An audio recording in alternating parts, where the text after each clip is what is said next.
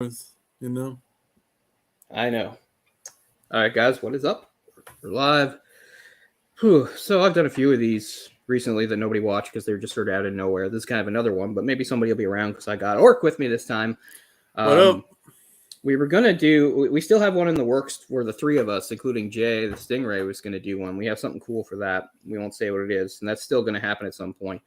But since we had some time, we thought the two of us could do one tonight, and we were just gonna jump on some good old actions here. So this is Broken Arrow, which there was a point in my life, like in like the late 90s and early 2000s, before I really became a big movie person, where this was my most watched movie, where I'd seen this movie more than any other movie, believe it or not, even though, it wasn't my favorite movie or anything. It was just constantly on TV, and I just always watch it. Like, I don't own it. I've never owned it. Never owned a DVD or a Blu-ray. I mean, I'm not saying it's not worth owning, but yeah, there was a time where this was my most watched movie. Like, eventually over the years, it got surpassed by other things, but it's still high up there. Like, how many times have I seen this movie, do I think? Like, maybe like 15, 16 times, maybe? Maybe not all of them all the way through, because a lot of the time I was catching on TV, so probably I missed some of the beginning or I missed parts of it, but I just mean, still, as far as like seeing most of the movie, I'd say 15, 16 times. So yeah, this was just a movie. I didn't see it in the theater.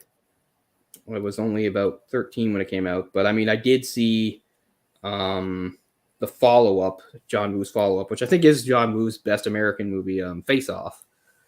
So this, of course, is John Woo's second American movie. The first he did was a few years earlier, was the Jean-Claude Van Damme, I always forget the name of it, Hard Target. Hard Target on paper sounds like it should be one of my favorite movies ever, because I love John Woo and I love Jean-Claude Van Damme. And I know that former colleague of ours, I don't know, he's doing around, I haven't talked to him in ages, but Rambo Raff, who's of course a big action guy and loves 80s, 90s. I think that's his favorite movie of all time, right? Hard Target? I'm pretty sure it is. If not, it's in his top four, at least according to his letterbox. I hadn't seen it. I haven't. I basically didn't watch Hard Target at all. But I know how much he loved the film, and he talked about it on his channel throughout the years. And basically, he like kind of got me to watch it through with how much he liked it. So I watched it for the first time probably 4 years ago, 3 years ago maybe, and I enjoyed it. It was pretty good. John Woo is like anything he touches is like gold, pretty much. I agree. Even I mean, his Hong Kong stuff's better than it's better than his American stuff. But he said some really good American stuff, including this movie. But Hard Target, I don't want to get into a thing, but I just mean I like it, but I can't really like love it or anything like the way a lot like I feel like maybe I could or should, because on paper, like I said, it sounds like something I literally love. It's Jean-Claude Van Damme basically in his prime. It's John Woo, I guess, sort of in his prime. It's a pretty good plot. You've got a really good actors. The bad guys that oh shit, he's all over the place. Lance Henriksen, right? That's Lance Henriksen as the bad guy. So like it just I don't know. I don't have anything like really negative to say about the movie. It just doesn't. Something about it doesn't all come together. I can't love it the way I feel like I should. I almost feel like a remake would be good. And I know a lot of people like hate to hear that, but there's a couple of those. Another one is Cobra. Remember the Stallone movie Cobra? Yeah, I think we that did movie, a commentary for that on the Sausage Factory, I think.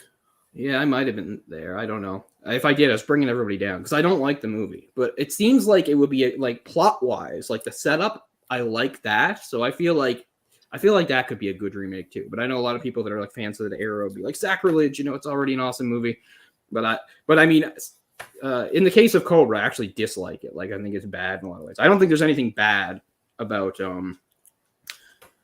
Hard Target. I just feel like Hard Target's not as good as it could have been. But anyway, I hope they do remake it, because then we get a good rant video about Rambo Raff saying why he hates that they're remaking it, and then he'd probably rant on the remake as well. So it'd be pretty awesome.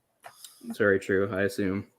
But yeah. So John Woo, of course, having come from the Hong Kong film industry, which one of the reasons why they were able to make such good action, I'm not going to get into a big thing because we're going to get on with it here, is like for people that don't really know or think about it, is like Hong Kong, of course, for all those years was separate from mainland China. That they had the British rule, they were a separate government, so they were much less encumbered. So it's just why they were able to make a lot of like crazy action movies that had a lot of strong content, but also like really dangerous stunts. You hear about a lot of stuff that Jackie Chan and his and his peers did that, you couldn't do anymore. And you certainly, even back then, couldn't have done like in Hollywood, because they'd be like that, there'd be unions and stuff. They're like, that's too unsafe. You can't do it. But back then, so when John Woo came over to the States, he really struggled with making the first movie because he wasn't used to like having producers interfere with him and tell him you can't do this or change this. Like he wasn't used to that. So I think that's one of the reasons why the movie isn't all it could be.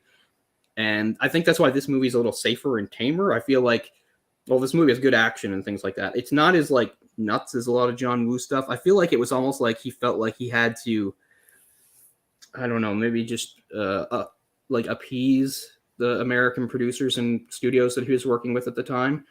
Like, what's funny though, because he goes right back to like his signature style for the next movie, Face Off. So I don't know, which I mean is probably as crazy and frenetic as almost anything he'd done back in Hong Kong, which is why I love it. Which is why Face Off is by far my favorite of his American films. But this movie, it's in between there, and I think it is really good. If we get into it, Christian Slater, I don't have much really good to say about the guy. I think he's one of the more forgettable actors of his generation. I don't think he's particularly talented. I think especially when you put him in something that demands a lot of talent, you can see the strain. Like, it's funny. One of my favorite movies of the era is Robin Hood, Prince of Thieves from 1991. I love that movie, despite the fact that I think that the star, Robin Hood, who is that? Kevin Costner, is terrible. He's just awful. He doesn't even attempt a British accent. He's so bad, which makes me assume like whatever he was trying on the set, they were like, no, you know what, Kevin, don't do it. Just use your normal voice. And then you've got like, and he's terrible. I still love the movie. But then you have like Christian Slater in like a supporting role. He's Will Scarlet, I think. And he actually is trying the accent. At least he's trying. And it's just so bad. But he's fine in this, like, because the movie doesn't call for much. And John Travolta is kind of like a warm-up for like the over-the-top nonsense he would do in the next John Woo Face Off. Because he's the bad guy in this, of course. And he's really over the top and laying it on thick, which is fun. I don't have any problem with that. It fits the movie. So some of his stuff is gonna kind of foreshadow the performance he would give in Face Off, where he and of course the immortal Nick Cage are just trying to like one up each other in crazy over the top cheesiness and craziness. Like, it's awesome. I love it. But in this movie, Christian Slater plays it pretty straight, whereas it's just like he's sort of like the typical head down, get on with the job type good guy, while you've got John Travolta sort of exalting and being a little more theatrical with some of his stuff. And of course, Samantha Mathis. This is one of my this is like top 5 like movie crushes, like where I've got crush on a character in a movie. I just love Samantha Mathis as her character, the cute park ranger in this movie. I adore her so much. I thought you were going to say John Travolta. No, never had a crush on old Travolta. Although I respect I respect a lot of his work, even though he really fell off a cliff. What are we drinking there, Nesty? Yeah, boring, unsatisfying, bland Nestea. I probably will actually grab a Pepsi later. I have some small mini cans. Man, I know a bunch of people from the South, and they love their tea, and I can't. I like tea, but I'm just not a Nestea or a iced tea type of guy myself. I'm not really either. It's a compromise. When I drink this, it's a compromise. Because I drink a lot and I try to cut out the sugar. For so long, I wasn't drinking pop at all. The last about 8 months, I've let it creep back in. I'm not proud of it. I'm going to try to get off it. But in all that time, the tea is not something I enjoy. Now, I know in the South, they have sweet tea, right? It's probably sweet a lot tea, sweet. yeah, where they just probably overload it with sugar. Yeah, it's probably a lot sweeter than this, right? I think I would probably be okay with that. I mean, I've probably had something like it at a restaurant or something before. But I mean, as far as hot tea goes, I don't like hot tea at all. I'm not a tea person. It's funny. Cape Breton is actually one of those small pockets where actually a lot of people do drink tea. But my family was always a coffee family. But if you go back, what's that? That's what I wanted to... Yeah. Yep. That's a good explanation. But I got to figure out. But anyway, no, never been a tea family. But if you go back to where I grew up, a lot of people, a lot of households, they will have tea on hand, and I don't know, but it was never into it. And it's funny. It's I drank coffee like a motherfucker in my teens and early 20s, and I quit that, and that's been pretty much out of my life. I didn't backslide on that. When I quit the pop, I was already not drinking too much coffee, so But I mean, I talked to a lot of people. They'll be like, "Well, I just need my coffee," and they're like, "You quit?" I'm like, "Yeah, like 14 years ago or something like that." They're like, "What?"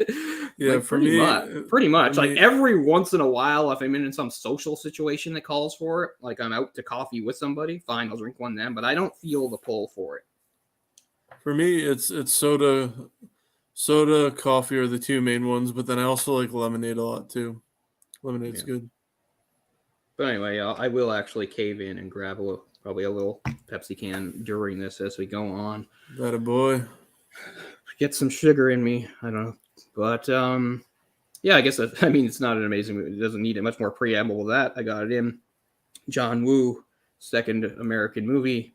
John Travolta, Christian Slater, Samantha Mathis, and we'll see maybe a couple other familiar faces pop up. Broken Arrow. It's interesting. It is a term. Technically, Broken Arrow is the real military term for missing nukes, but the actual term for stolen nukes is empty quiver. And technically, this is not missing; it is stolen. But anyway, empty quiver is not as good sounding a movie title. But this is on Disney Plus for me because it's a Fox movie, and they've got like all the Fox catalog in there. So I'm not sure where else it might be streaming, but that's how it is for me. I've got this queued up right. How it starts is with the 20th Century Fox logo. Is that where it starts for you? Yeah. Yeah. In the States, it's on Stars. Right. Yeah. So there's a thing on Disney Plus unrelated called Star, and that's kind of how we get the adult content on Disney Plus. It's like the stuff, like a lot of stuff that I guess would be part of the Hulu package is on Star. Not all of it, but some of it. Yeah. Like for instance, we didn't get the recent Hellraiser movie, which really bothers me because I wanted to watch it. But You fucking love it. Oh man, it's so much fun. I've heard it's pretty good. Yeah. By the way, I don't. You're gonna see it eventually. You'll dig it. Yeah. I can't wait to hear what your thoughts are. Go ahead. And I don't expect us to have many people showing up tonight because I don't know. It's just like it's Saturday night, a lot going on, and we didn't have this plan. Orc and I just sort of decided kind of at the last minute to do it because we weren't sure if we're going to do anything or not. But if anybody shows up in the chat and starts talking about Halloween Ends, I'll fucking kill you. Because I mean, I get it. Halloween Ends, a lot of people have seen it, but I haven't. I'm so sorry I didn't see Halloween Ends within like 24 hours of it coming out. Give me time and I will go see it. But Jesus, all my Twitter is right now is everybody talking about Halloween Ends, and everybody has like a video and everything up. I don't know. I don't really agree. It hit theaters early. It hit theaters early. I'm not going to talk about the film itself. I'm just saying about times when it dropped at different specific places. Like so, it was supposed to come out on Friday, and it was hitting theaters early on Thursday night. But the time it came out in theaters on Thursday night is the same time that they dropped it on Peacock here in the States. Right. And like literally within like the first hour of it dropping, like everyone was like already watching it, and like within like 3 hours, everyone had seen it, and like who I talked to, and I'm just like, holy shit. And there's nothing wrong with having a reaction to a movie you just saw, but there's no right or wrong way to do this. I get it, but for me, when I see a movie, I might like somebody might ask me if I liked it or not, and I would probably, unless I'm really not sure, I can probably tell them whether I liked it or not. And I understand also in the business that we're in, and we're doing it kind of now, especially if you have a channel on YouTube or something like that, like first, you got to be first to do something. So the time, if you want those clicks, if you want those views, is now. But I don't really believe in doing that. It just seems such a knee jerk. Like you've just seen it, like, you just saw it and you're already like firing up a big reaction video or review on it. I feel like you should take like at least a couple days to like think about it. But I get it. That's not the world we live in. The world we live in is be fast. If you want to, if you want to get up, you want to get the clicks and the attention and everything like that, you got to be fast. You got to be topical because next week everybody will forget about Halloween Ends and then move on to the next thing. I get it, but that's not how I would do things. And it just also makes it very hard for me to avoid spoilery things, but I'm trying my best. I'll just say, I don't imagine I'll like it because I did not like Kills, but it could go either way for you, but I can't talk about it. I rewatched Kills the other night and I still have the same problems with that I had before. And if anybody wants me to talk about that, I eventually will, but I haven't even seen Ends yet. So whatever. And I'd rather just digest some things. I've tried to getting into some Halloween stuff, horror stuff, and not with much success. All the favorite stuff, I usually save that for closer to the end of the month. So I've tried to watch like the lesser known stuff or stuff I hadn't seen before. I saw a couple like King adaptations I never bothered with and things, and they weren't good. So I've mostly been into action. That's more my thing. I've been watching a lot of action, Hong Kong action. So this is not strictly Hong Kong action, but it's but it's American by way of Hong Kong action. So that's pretty cool. So I'm glad we get to do this. So wait a second. Orc's going to take a break and then we'll get going. So you can go ahead, Orc. I'll cover for you. Do you want to start before I get back or right now? I can wait for you. We'll start once you get back. Yep, no problem. Yeah. Orc has to go take a bathroom run. So, and then we'll start. And then anyway, that gives anybody joining us late time to set this up. Broken Arrow. Although I've already kind of said everything there is to say about it. It's not particularly deep or amazing movie. And checking things out, like there's not like anything about like interesting stories on the set or anything like that. I just know that like, it was weird because Woo had been so productive. And this was actually a 3-year hiatus between this and his first American movie, which I think that came out in 92, Hard Target. Hard Target 92 or 93? Let's see. Yeah, so Hard Target was 93. This was 96, and it was filming in 95. So not a full 3-year hiatus, but still kind of long for him in a way. But trying to think. Yeah, he once again found himself hampered by studio management and editorial concerns. Despite a larger budget than his previous film, the final feature lacked the trademark Woo style. Public reception saw modest financial success. It's true, it does lack his signature style. Like I said, it's not as frenetic, it's not as big, it's not as violent. It has violence, of course, and it does have a really big sort of crazy finale. I remember for years, one of my friends that Ryan and I grew up with, he always said like the way John Travolta dies in the movie is like the way he wants to die because it's so epic.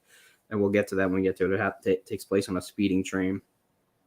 I mean, it's a very different sort of locale for a John Woo movie. John Woo movies are usually urban settings, cities, city streets, warehouses, that kind of thing, parking lots, all that stuff. And you got none of this here because basically you're just out in the fucking desert in the wide open spaces. So it's a very sort of different kind of action for him to approach. Of course, there is a scene where our characters get attacked by a helicopter, which is I think a new thing for Woo to tackle, which he does pretty well, I think.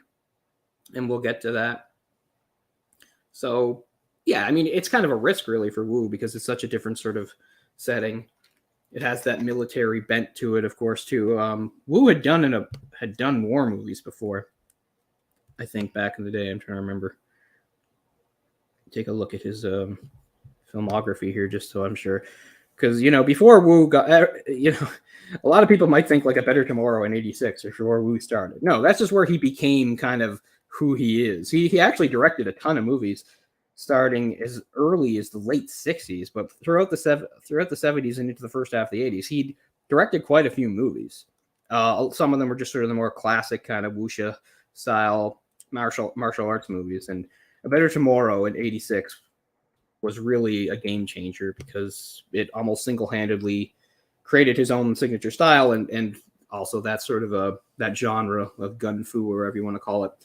So now you've added firearm, like, from an industry that was known for stylistic violence, but mostly hand-to-hand stuff, that kind of thing. He now added like stylized gun violence, which I've always really been a fan of.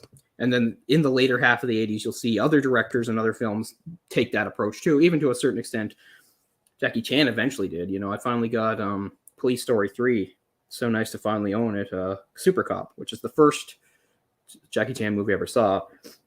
And that's the first in that series and really the first Jackie Chan movie to really have sort of stylized gun violence and things like that. Before that, there might be some shooting in his movies, but there was never that much. It was more the hand-to-hand stuff. But in Super Cop, everything's like dialed up to 11. So there's actually quite a lot of shooting and firearm stuff going on in that movie. That movie's probably even better than I remembered it because I hadn't seen it in a while. And I was just like, I love this movie so much. Is it going to hold up? Oh man, does it ever hold up? Love it, love it, love it. So happy to finally have it. But anyway, we can get going here. If Orc's ready to throw down here, you about ready? Yep. We'll do a 3, 2, 1, hit play, and we'll go from there. All right. So, Broken Arrow. 3, 2, 1. Hit play, and I'm sure I'll probably, as usual, have to adjust my volume because it's almost always too high. All right, I see Century Fox now. Yep, 20th Century Fox. So we're, if not in perfect sync, we're close enough, I'm sure. Mine's gonna fuck up because I have like 30 tabs open. Well, just do your best. I'll try to give timestamps along the way too for anybody. So 20th Century Fox Presents has come up for me. So Mark Gordon production. Yeah, this film I've probably seen in its entirety maybe 3 times. I mean, it might be the same for me. Like, as many times as I've seen it, like I said, it was almost always like catching it on TV. So I might not see like the first few minutes or something. So mine, it might even be that low. But still, I've seen it. I know like pretty much every beat of this movie. And I know a lot of the dialogue. This is a movie, even though I haven't seen it in a couple years now, it's right here in my head. That's one thing the younger generations won't really get. Like going back to the TV Guide days, it's like there are so many times you would just be like, well, I have plans for today. And then like something would come on TV, or you would be like, well, I'm going to go to bed by like 12. And then you just stay up watching shit all night. Or how about like you check the TV Guide and you see a movie you want to watch is on, and it's on at the same time as like something else you want to watch. Yeah. Because you couldn't, because I mean, unless you're going to pop unless you're going to tie up one of the TVs and pop in a tape into the VCR and record it, there was no recording stuff like we can do now. It's just like, well, I'll just record them both or whatever. You really had to make a choice there. Plus, if you're a kid, probably in the household you're living in, even if you have multiple TVs, they're not going to let you tie up more than one TV. Like for me, we had a main TV. I was almost, it's not like I never got to watch it. I did, but the basement TV, the basement was my domain. That was where my, Nintendo and later PlayStation and stuff was hooked up. So that was where my primary thing came. So I couldn't really say like, oh, I'm going to, watch this here and tape this upstairs. My parents would be like, no, we're watching this TV. But, nowadays, of course, you can have, you can record stuff on multiple TVs simultaneously. So our main characters have a little boxing match. Yeah, it's. I remember life definitely being like that from like 95 for me, all the way to probably till I graduated high school in 2007. It was just like, the internet was getting bigger at that time, but still, it was like you could only have one thing on. When I was younger, I just wanted to consume as much as possible so I could learn more than as much as I could, through reading and watching movies and things like that, gaming, pop culture. Yeah.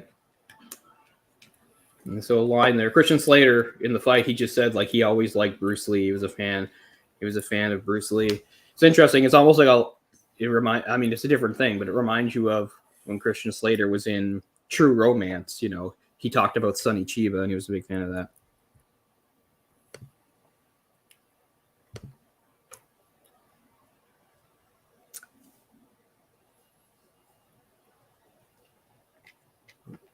But yeah, he's got the U.S. Air Force thing. These guys are both pilots in the U.S. Air Force.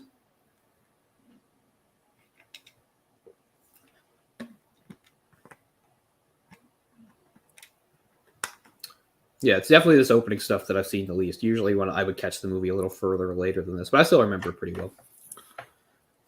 When I would always see it, it would be like in the middle or towards the end where they're fighting on the train. Yeah. Spoilers. If you're watching this in 10 years and you haven't seen it. Yeah. I mean, they do a pretty good job of right off the bat showing that like John Travolta might not exactly be a completely normal guy. Like, even when he gets knocked out and he tries to hand, it's like, we're friends, but my friend seems kind of like a sociopath. But I'm sure it's no big deal. Because, I mean, the whole thing here, when he turns, it's not halfway through the movie. It's very early in the movie. It's not like we see a bunch of scenes of them together being friends, and then, like, halfway through the movie, John Travolta, like, betrays him. It's like, what? Like, it happens pretty fast. So it's not really like a real talk, Cole. That's a real talk. Here we go. Oh, is that Coke Zero? Cherry Coke Zero. Yeah. Cherry Coke, very nice. When Jay's not around, I'm authorized to do the real talks, by the way. Yes. Jay's the official, but in place of him, I can fill in now and again. Right, and this is a part. Here's one of their recurring themes. Right, it's the $20, which the $20 bet or whatever, which shows up a couple times in the movie and they end on it. So I took it out of your wallet when you were in the shower. Man, when people smoked in movies. I miss the 90s. Yeah, me too. And look, that 70s show. General Red Foreman. Oh, that's not him. Never mind. But Kurtwood Smith does show up later. I thought it was this guy. It's not this guy. But there's some general or higher up military guy is played by Kurtwood Smith. Because that's always been his thing. Like, I'm an authority figure who's kind of a jerk.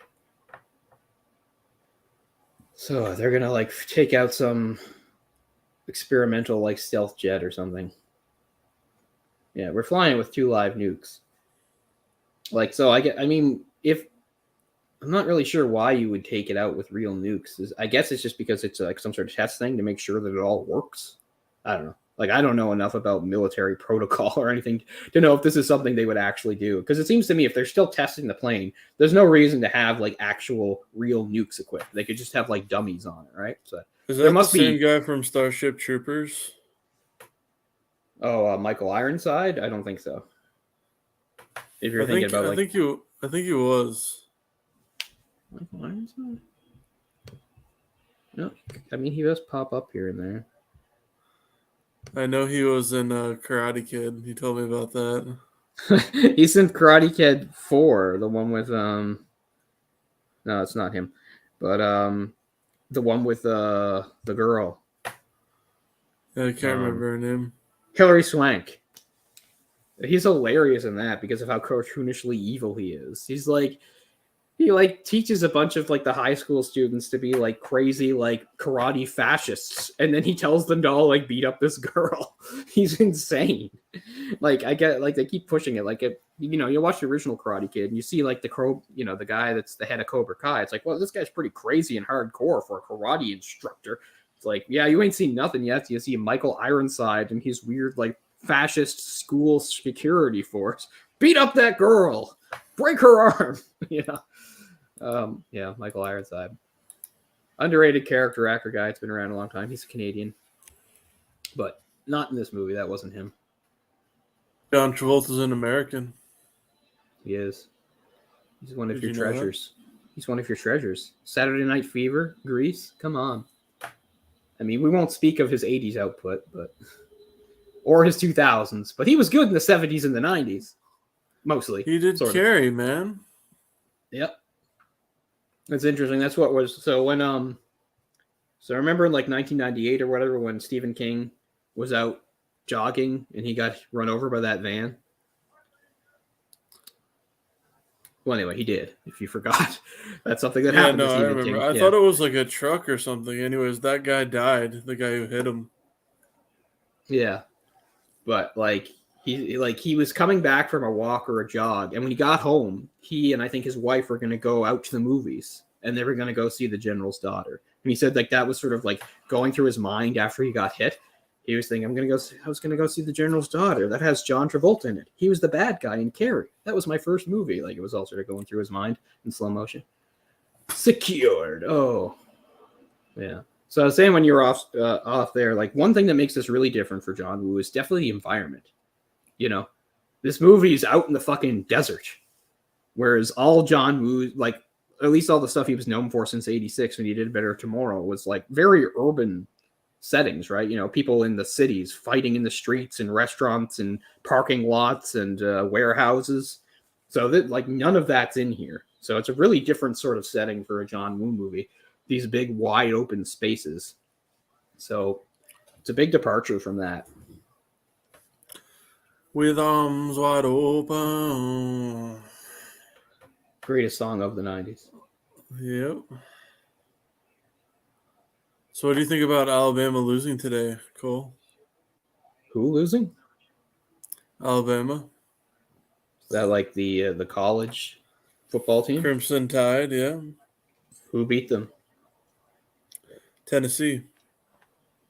I don't have any opinion on Southern NFL, not NFL, Southern NCAA or whatever football. I know it's a big business, but I don't have any opinion on it. I'm not the wrong person. Did the Leafs win tonight or no? They won. I slept through it, but they won. They fucking won. They pulled it out, despite the fact that Murray, who managed to play one game for them, is already hurt. So Murray, who was supposed to start tonight, didn't start. Samsonov had to go again, and they got the win. So that's good. Of course they did. So they're going to win the cup this year, right? Not with this goaltending situation. Samsonov has done what he's supposed to do, though. I mean, so far he's won both his games. He's only allowed 2 goals in each game, so that's pretty good. Especially considering he wasn't even supposed to play tonight. So do they still have Tavares and Matthews? Oh yeah, they're not going anywhere. Yeah. Jesus, Matthews won the Hart last year. He's locked in. Matthews only has 1 goal in the first 3 games, but that's not a big deal. He'll pick it up. But I mean, their first night they lost 4-3 to Montreal on the last-minute goal. So that makes it sound like it wasn't that bad. Like, oh, well, it was a close game. They lost. But they played really badly. They really deserved that loss to Montreal. They played really shitty. They were really loose. They gave up a bunch of rush chances and stuff like that. But well, who was an Alabama fan? Is Jay an Alabama fan? He's from Mississippi. Jay is Mississippi, and then a bunch of other people. Yeah, so I mean, Kentucky fans. So they have their own team. So how's the Mississippi team done or doing? I don't know. Also, when does the season? I don't even know when the season starts for that. Like, are they well into the season, or is that just starting? Or yeah. College football starts the first Saturday of September. Okay, so it's early on. Yeah. I see. But it only goes 3 months, so until all the bowl games and shit like that. Yeah. I mean, that's one thing about football that's hard to wrap my brain around, is because they play so few games, so every game has crazy significance. Like right now, the Leafs have played 3 games. They are 2-1. But if they started 0-3, nobody would be happy. That's not a good start. But if a football team starts 0-3, everybody loses their goddamn minds. Like the world is ending if a football team starts 0-3. Because they just don't have enough games to make it up. They're like, oh my God. Oh, Samantha Mathis. She's what elevates this movie for me. So we got going on here. They're doing their flight. We saw some looking like military personnel killing off one of her fellow Rangers because they're all part of this plot, but we don't know that yet. What is your time currently at on the movie? Yeah, I'm at 13 minutes 11 seconds. Okay. We are seeing our 2 pilots flying over the canyon in their bomber. Because in a second here, they're, yeah. John Travolta's about to... Don't worry, you'll get plenty of her. Fuck yeah. Fucking camera, come on, man. Look at the CGI, it's so old. Yeah. Damn, I don't know what's going on with the camera. But Travolta's going to make his move soon. This is one thing. For a movie that I know so well, I don't actually remember the character's name. So he's Deakins. Okay, Deakins and Hale. Travolta is Deakins. Slater is Hale. And Mathis is Terry Carmichael, so we'll call her Terry. For an old, really good movie, I haven't seen this movie a shitload of times, and I can't remember it frame for frame like I can with a lot of movies, and a lot of the lines too. I don't really know one line from this movie. We're still early on, but once they get out of this and they're on the ground, I know it really well. Like this is the part that I usually miss, is the opening stuff right up to where Deacon steals or makes the plane crash or whatever. But once we're on the ground, I know everything pretty well. Well, there's... I wonder if that close-up on his eyes means anything. Nah. John Woo is known for his subtlety as a filmmaker. Yeah, I don't even remember exactly what he pulls here. Because the whole thing is, at first, it's done in such a way that Hale... Oh, no, he does know. Okay, yeah, he pulls the gun on it. Yeah, that's the thing. Because they hear it, but they don't hear the gun or anything like that. Because for a long time, the people back at base don't know what's happened, because there's a whole thing where he's going to say something like, he's going to say Deakins has lost it. Like at first they assume that just meant he lost control of the plane. They don't know he means this guy's going crazy and attacking me.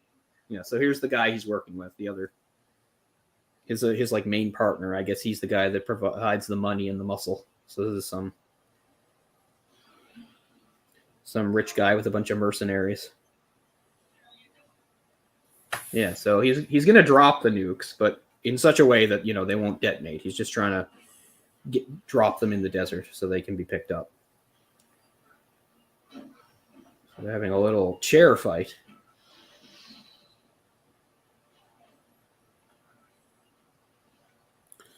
Broken Arrow. Yeah, do you think?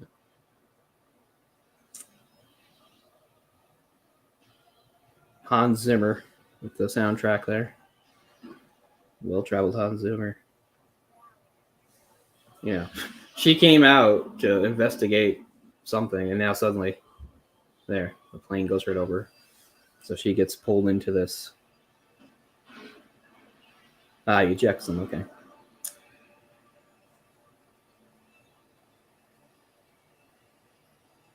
Is that the hot one? Yeah, she's like the only woman in the movie. Fuck yeah. Love Samantha Mathis. Brother. She was River Phoenix's girlfriend when he died. That's like the most attractive couple I'm aware of ever existing.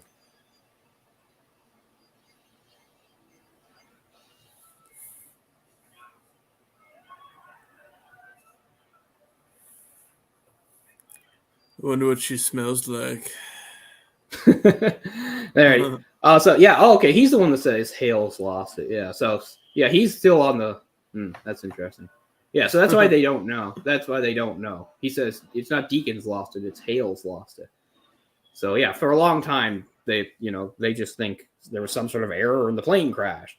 So for a long time nobody knows that except Hale that Deakins pulled this, which is a big part of the problem going forward. Yeah, all these people back in the command center. All they know is that there was a crash. They don't know that Deakins betrayed them or anything. The Pentagon. It was a big thing in the 90s and into the 2000s too. I mean, there's still movies like that where it's like, what's going on at the Pentagon? Feels like every fucking movie that what's his name did had scenes like that. You know what I mean? Did Transformers. Michael Bay. Yeah, so one of the other movies we considered for this was the other great action movie of 96 was The Rock. I like The Rock better than this movie, but I'm happy to do this movie. There's Kurtwood Smith. It's like Secretary of Defense or something. I don't know. Out of the three we considered, I like The Rock, then Con Air, then this one. But this is still an amazing movie. I'm probably the same. But this movie is just, like I said, because I've seen it so many times. And I think it's just interesting because it is a John Woo film, and it's kind of a different type of movie that he made.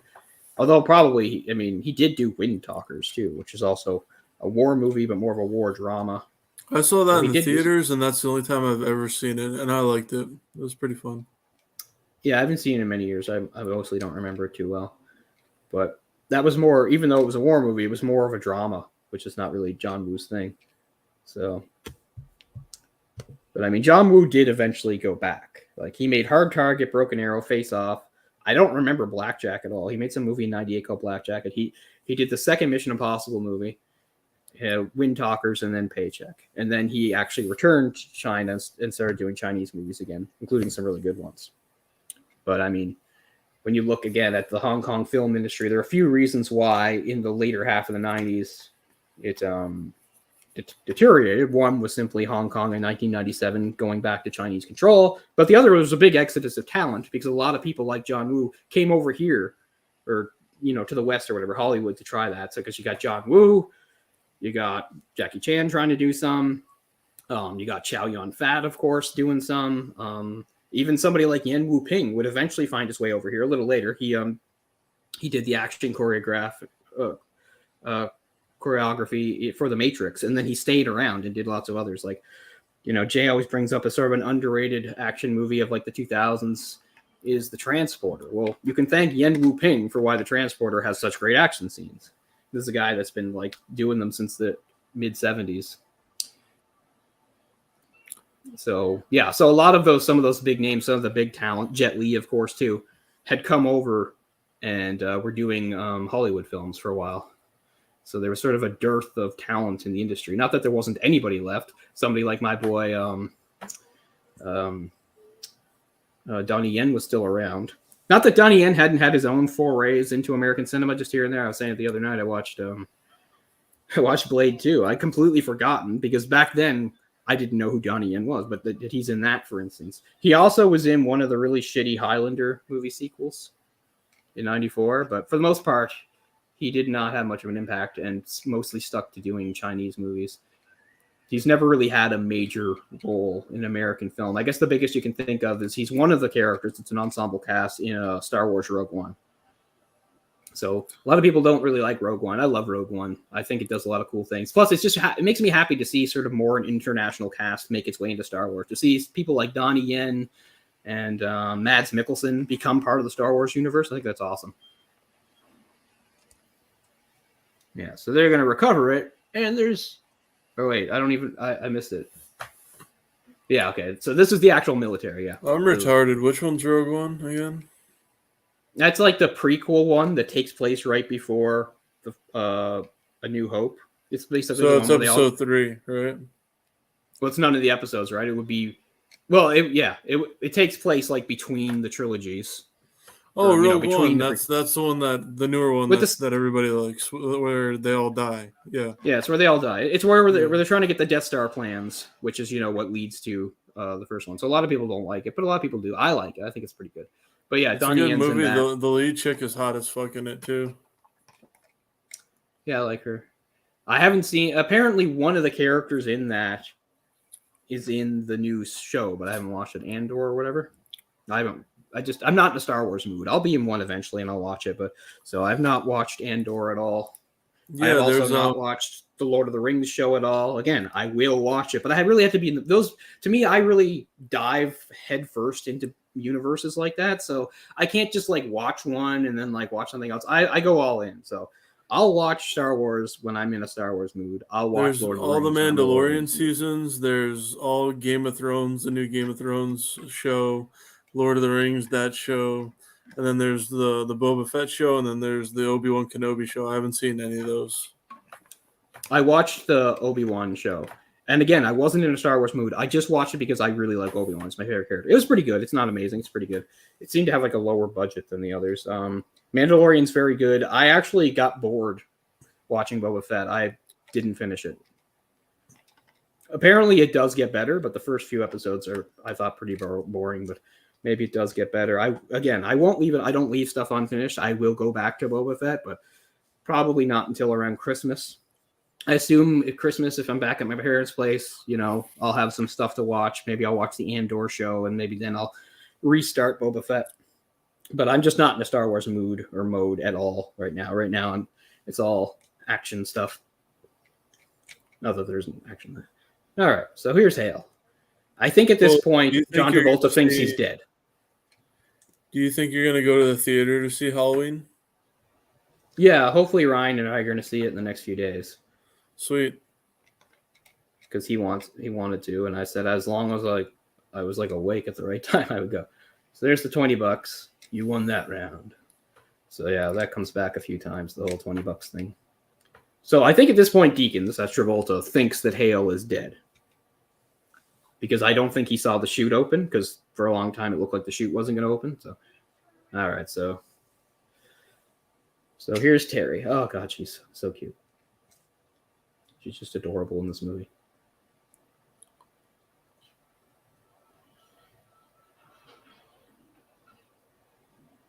Well, that gun went flying. She's like, oh, I'm bad at my job. To be fair, if you're a park ranger, I mean, you get weapons training, but probably not a ton. So who fucks her in this movie? I mean, it's implied that they get together by the time it's over, but there's no like sex in the movie. There'd be no place to do it. Where are they going to do it? A mine shaft? Fuck yeah, dude. Because they do eventually wind up in a mine shaft. She's going to bluff about the gun here. She says, I don't keep it loaded, so I've got you.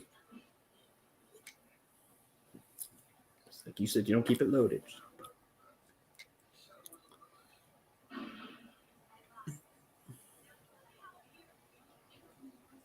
See, it seems like she's got the drop on him for sure this time, but he's going to turn the tables on him again.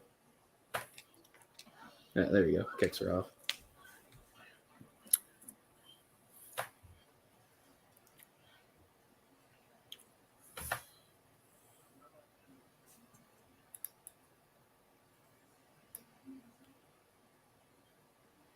Come on now, you gotta team up. Oh, I love how she pouts. Her voice is fucking sexy as shit. Oh yeah, Samantha Mathis. I'm watching this on mute. No, she has a great voice. Promise. I mean, I don't have it on mute, but it's pretty low. But I remember her voice very well. What's her name again? Samantha Mathis.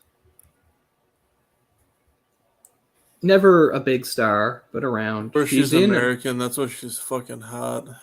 She's a very hot American. But she's 52? Damn.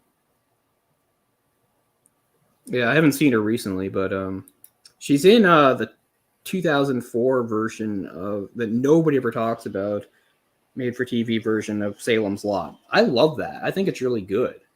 And yet everybody talks about like the original movie from the 70s because it's Tobe Hooper. I'm sorry, but it's not that good.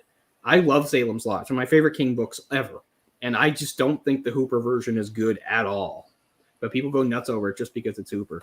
But the 2004 version could be better because it's like only, I think, PG-13.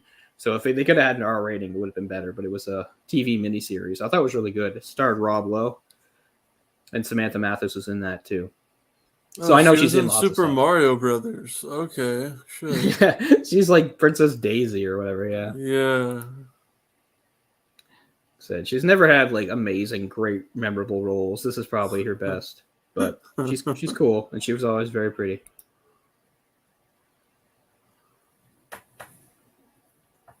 This was back before like every asshole owned a Hummer. Hummers were a lot more rare in the civilian population back then. Remember how shitty the H1s got for gas mileage? It was like half a mile per Oh yeah, it gallon. was a big recurring joke.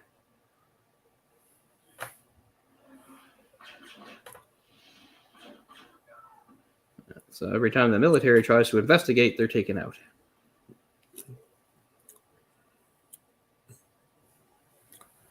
I think I'm a little bit behind you because my thing lags, but the black guy who's kind of the lead here, he's in a lot of stuff too.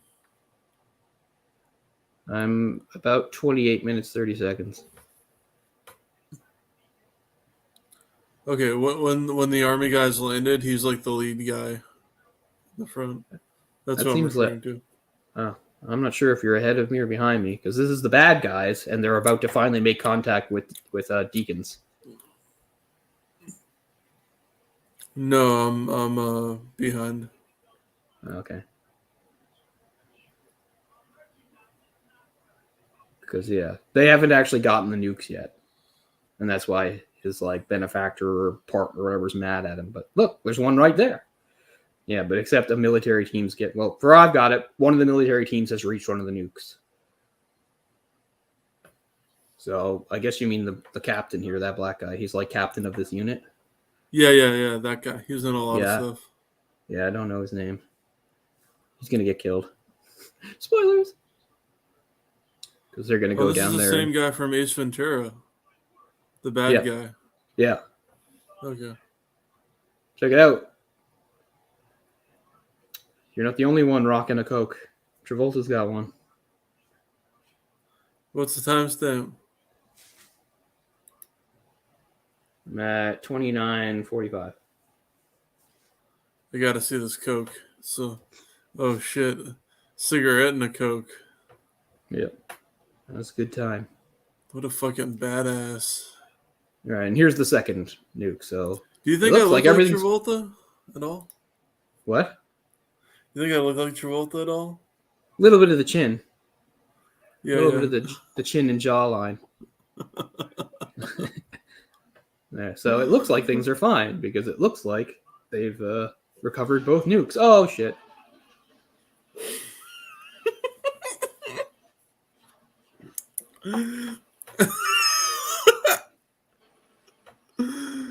Oh my god. Oh, they got one of them though. Or not fatally, I guess, because he just ran off. I'm getting thirsty. I'm gonna grab my pop in a second once the action dies down. Are you low on your sodas, or are you just limiting yourself? Limiting myself. So this is empty. No, I've got a It's a few, but smart. like I said, they're just It's a mini smart cans. move. You'll have a liver. You know when I you're mean, older. obviously, I'll I be could dead. like drain a mini can in one drink, but I try my best to make them last. Oh, one of the military guys was undercover. Okay, so they had a guy on the inside. Yeah, what the hell's that bastard's name? Oh, it's Frank Whaley, isn't it? Yeah, Frank Whaley. I'm just now reading your comments.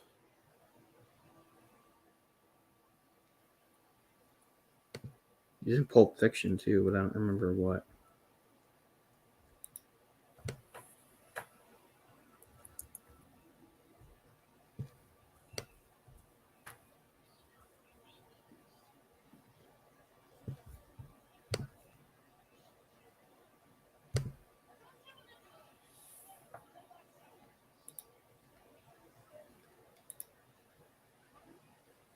She takes her job seriously. Don't step on that special dirt.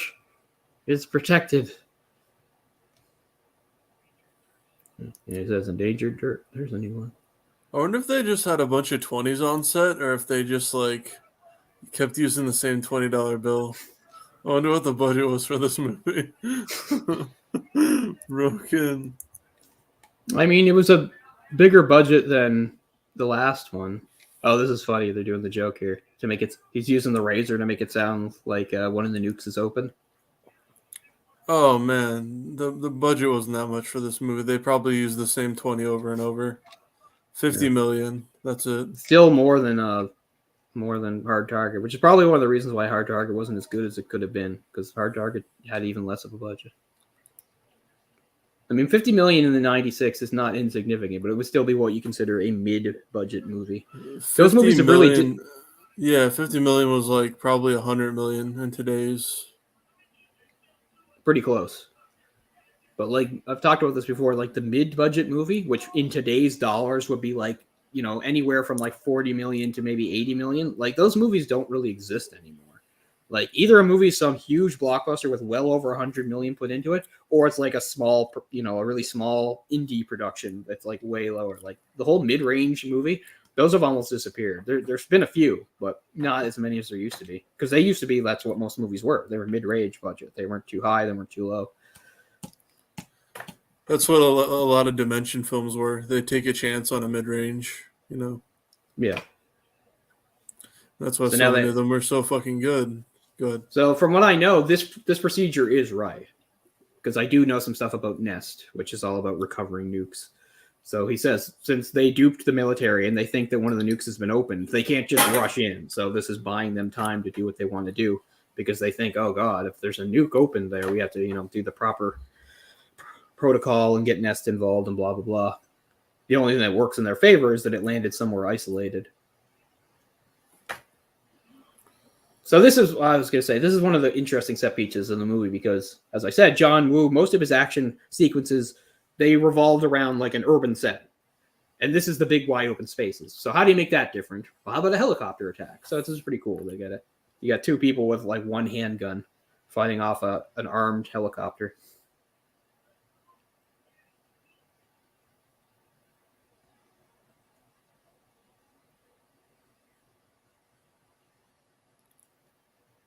This whole thing of like a military guy like teaming up with a park ranger on the thing, it reminds me of like the setup of a Resident Evil. It's like you always have like somebody from the RPD running into like somebody else from some other version, or I don't know, from some other department or something. So yeah, so this is new territory for John Woo. I don't think he'd ever, unless I'm not remembering some of his 80s movies, like I don't think he's ever done like a movie at this point with the helicopter attack. It's funny, I remember when they did Mission Impossible 2. I remember, because back I used to watch that kind of shit. I remember it was like the MTV Video Awards or something. Yeah. And, you know, they have all those stupid categories. They gave like best action sequence to Mission Impossible 2. So John Woo actually showed up to it. It's funny. It's like this MTV audience, and John Woo actually showed up to accept the award. He's like, I don't deserve this award. I don't know anything about motorcycles. I didn't have to do it. My action people did. You know, it's pretty funny because it was about that sequence. I don't know. I can't even remember. But it's like, it's this big long sequence where Tom Cruise is zipping around in a motorcycle, big action sequence. And John Woo's like, I don't know anything about motorcycles. He's like, you know, he's like the second unit or whoever did that. It's pretty funny. Man, I'll tell you what, Mission Impossible 2, I mean, I haven't seen all the Mission Impossible movies, only the first few movies, like probably the first 4. And they're up to like, I don't know, 6 or 7 now or whatever. But like, the second one had a really good song from Limp Bizkit and Metallica. I didn't like the Metallica song at all. The motorcycle scenes were awesome. And it was, I enjoyed the movie when it first came out. What's funny is when you look at the series as a whole, most people pick on 2 and call it like the weak one, and it was really over the top and silly. But really, it set the template for the way those movies would go, because the first Mission Impossible was not that actiony. It was more of a spy thriller with a little bit of action. But from 2 on, they all became like this big thing, and Tom Cruise became this crazy action junkie. And it all sort of started with Mission Impossible 2. And John Woo said like he had a terrible time because like he couldn't convince, because Tom Cruise, you know, remember how that movie opens? He's like free climbing some big rock out in the desert. Like John Woo's like, I did not want to let him do it, but he insisted on doing it. It's like, I didn't want to be the director who killed Tom Cruise, but he insisted if we let him do it. It's like, I was so nervous the whole time. Yeah, I don't mind the Limp Bizkit version, because I mean, whatever. I mean, yeah, fucking Fred Durst sucks, but whatever. You know, it's the Mission Impossible theme, but just made heavy. But I really think the Metallica song was terrible. That was just as they were breaking up. Well, not breaking up. That's just when they were almost breaking up, and Jason Newsted was leaving. Hey, here I go now. Here I go into new days. I think that song blows. I fucking love it.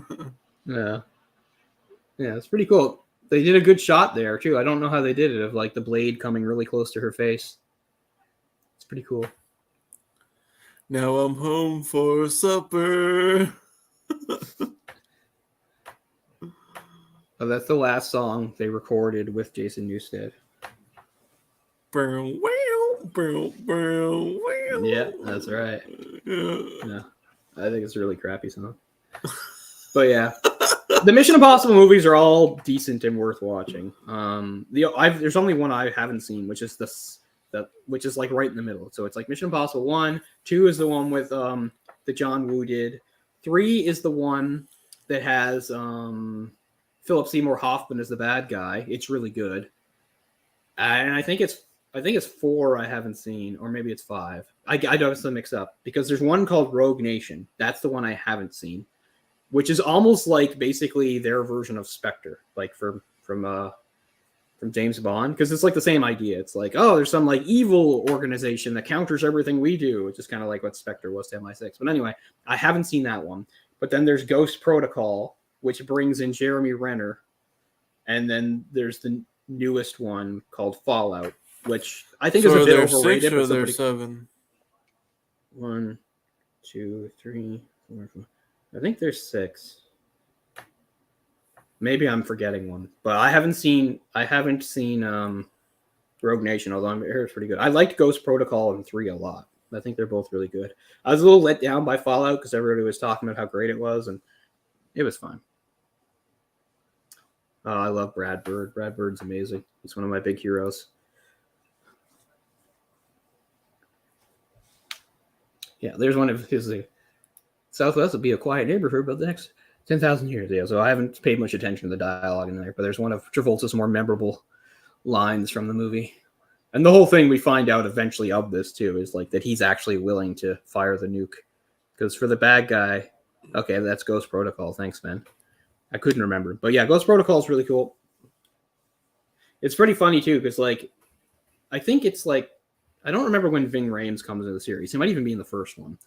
But by the time you get to like the third one, Simon Pegg's in there too. So you got Ving Rhames and Simon Pegg becoming like characters in the Mission Impossible team. I just remember a couple years ago when fucking the last one came out, Fallout came out, and they're back yet again. And it's like this scene of all of them walking together, and it's just like Christ, because like Simon Pegg and Ving Rhames have aged noticeably, and Tom Cruise looks exactly the fucking same. It's like time doesn't touch him. They both look like old and broken down, and Tom Cruise is walking along like he hasn't aged at all. It's pretty funny. Tom Cruise is 60 now, man. So back to our obligatory Top Gun awards. Maverick, right? No, I have zero interest in it. I never liked Top Gun, so I've got zero interest in. Oh well, if you didn't like Top Gun. I don't dislike Top Gun. It just doesn't do anything for me. I mean, I like to laugh about how homoerotic it is, like most people, but I never thought Top Gun was that big of a deal. And I have no desire to see this new one whatsoever. I don't care. Dude, Maverick is pretty good. I guess I'll get around to it.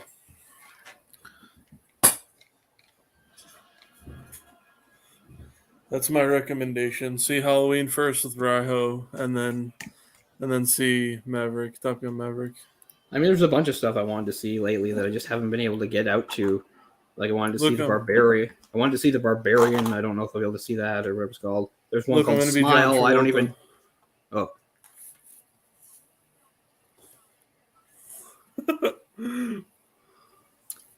Real talk. There it is. There it is.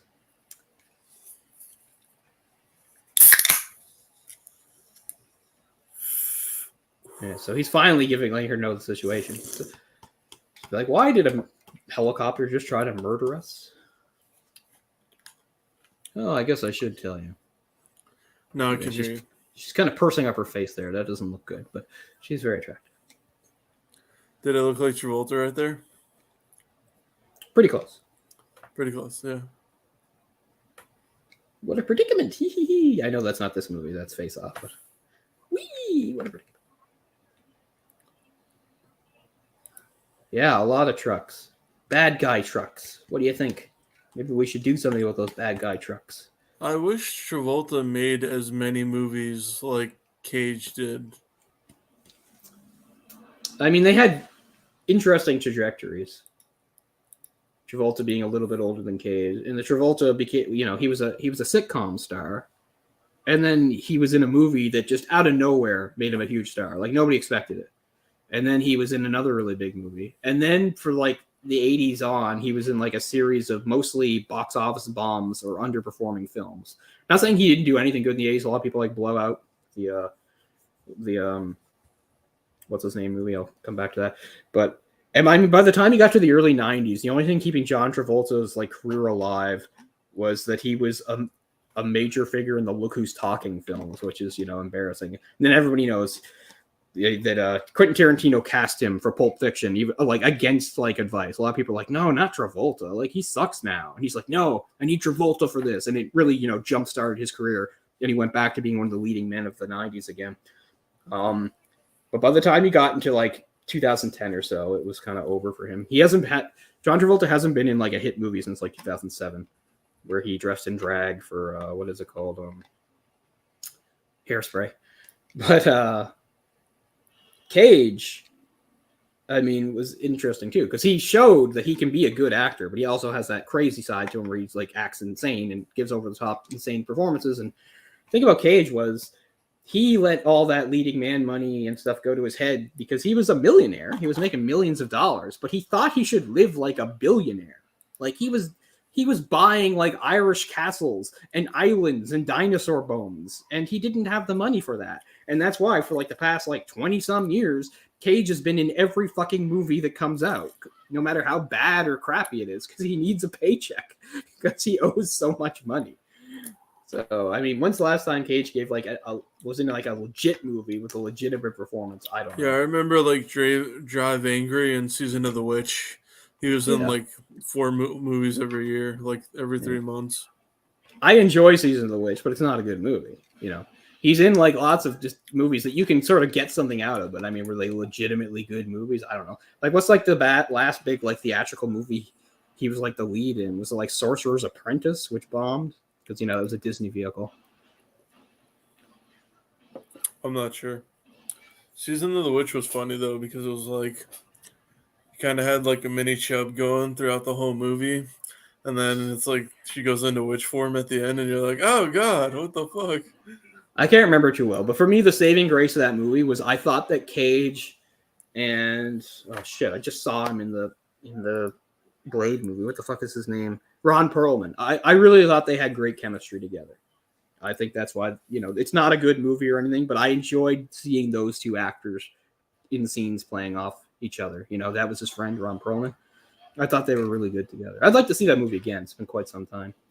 And here's like, would you mind not shooting at the thermonuclear weapons? I used to quote that a lot. It's like, oh yeah, maybe we shouldn't. Because we've missed some stuff. Our heroes have hijacked the truck with the bombs. Cole, would you mind holding our nuclear weapons? I would mind very much. Why? I would be totally against that. I don't want any nukes in this country. Why not? I really have to make an argument for why I don't think it's a good idea for a country like Canada to hold nukes, especially somebody else's. Yeah, we love you guys. Turn ourselves into a nice target for Putin or North Korea or whoever decides to step up next. I'm very anti-nuke. Well, do you want to learn how to speak Korean or what? I really don't. What are you doing here? I mean, this movie, the nukes are just a plot device. There's no message in there. But if there is a message, I've always been very anti-nuke. I understand the good they supposedly do for keeping people in check, but I don't think that's any sort of real peace. Just the idea that countries aren't killing each other because they're afraid of obliterating each other, that's not the way for humans to live. Mutually assured destruction, what held us together during the Cold War, that we have to move on from that. We can't let that be what dictates the world. I'm kind of hoping Putin just stays cool with Ukraine. I don't have enough words to get into that horrible, horrible situation. Yeah, it's pretty fucked up. Back to the movie. But go Ukraine. They've been awesome. You have Ukrainian blood like me, man. Fuck yeah. I think I've got more Ukrainian blood than you. I'm only 20%. 50. Okay, so they did get away with their little improvised Molotov cocktail there. So they're going to hide out in the mine. It used to be a copper mine. It's pretty cool.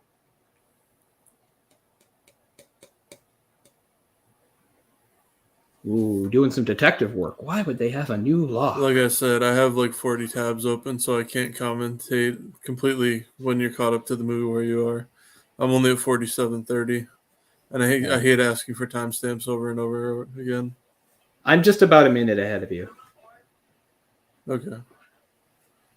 So now they're tearing the doors off their slightly modified Hummer because it got blown up. Yeah, so our heroes are trying to hide out in the mine, and Travolta is regrouping and getting ready to chase them down. They know where to go because the mine is literally like the only thing on the map for like miles and miles. So they know that they're there. I will grab my drink now because my mouth is getting dry. All right, soda hype.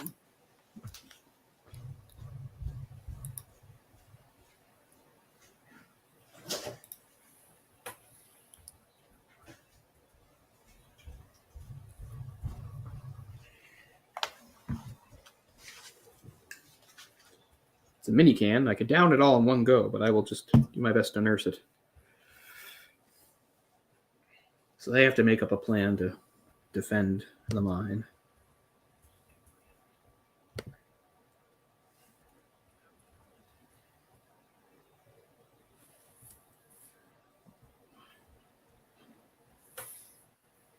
I think John Woo is still pretty active, despite the fact that he's getting up there.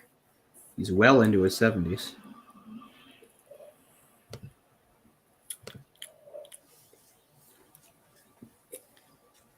John Woo. Well, it's nice nobody gets his name. You could call him In Soo Young if you wanted. And So Young. Or Wu Yun Sen. Wu Yu Sen. Remember, like a lot of Chinese, he's got sort of two names. God damn it. I hate when I get groceries and it's raining. You get a bunch of cans and then they smell like cardboard. They taste like cardboard too. Really? I don't think I've ever had it taste like cardboard. I've walked through groceries in the rain many a time. Time out, Cole. Real talk. What are you drinking? It's a mini can. It's Pepsi in a mini can. Oh, the minis. Jesus Christ. That's what I drink Dream World out of. Mm. You have that in Canada? What is it? Dream World. We might, but I don't recognize the name. Right here. I don't know. It doesn't. I don't know. Like right now, we got a bunch of that. Whatever it is, whatever the new Coke is, that dumb flavor. Or is that called Dream World? Is that what that is? It's Dream World. Yeah, it was Starlight, and then the DJ Marshmallow had his limited edition, and now there's Dream World.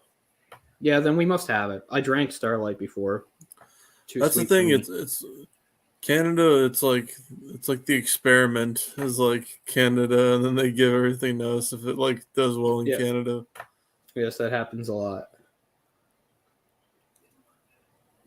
Pepsi Zero, which used to be Pepsi Max, you guys got that like 5 years before we had access to it. I remember Ryan told me. Raiho? Yeah, that's true. So they've accidentally activated the nuke because Deke bluffed him. And she's like, he's insane. And she's right, because he kind of is. Because that's the difference between him and his partners. His partner just wants to do the usual thing, like hold the place ransom, make a lot of money. He's not, it's like a bluff. But Deacon, he's completely willing to set off a nuke in the U.S. He doesn't give a fuck. So now his new plan here is we can maybe bury this in the mine. That would at least, 2,000 feet down, that should contain a nuclear blast. So that's their new plan here, is to get it down as low as they can. But of course, Deacon's on his way.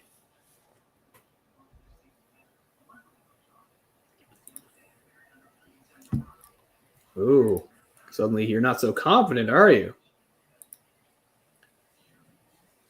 Yeah, so their banter's not great, but whatever. Shit, fuck, he's gonna do it. Let's go get him. puts the sunglasses back on. Gotta bring your cool back, Deacon. Oh, BRB. Oh, Hard Target. I talked a little about Hard Target when we got started because that was John Woo's first American film. Said on paper I should love it, but it doesn't do it for me.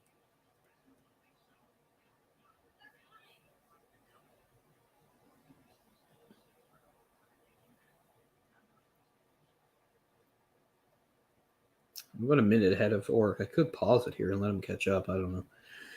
Whatever. I'll just keep going here. Because for me, I'm at coming up on 54 minutes. About halfway through the movie.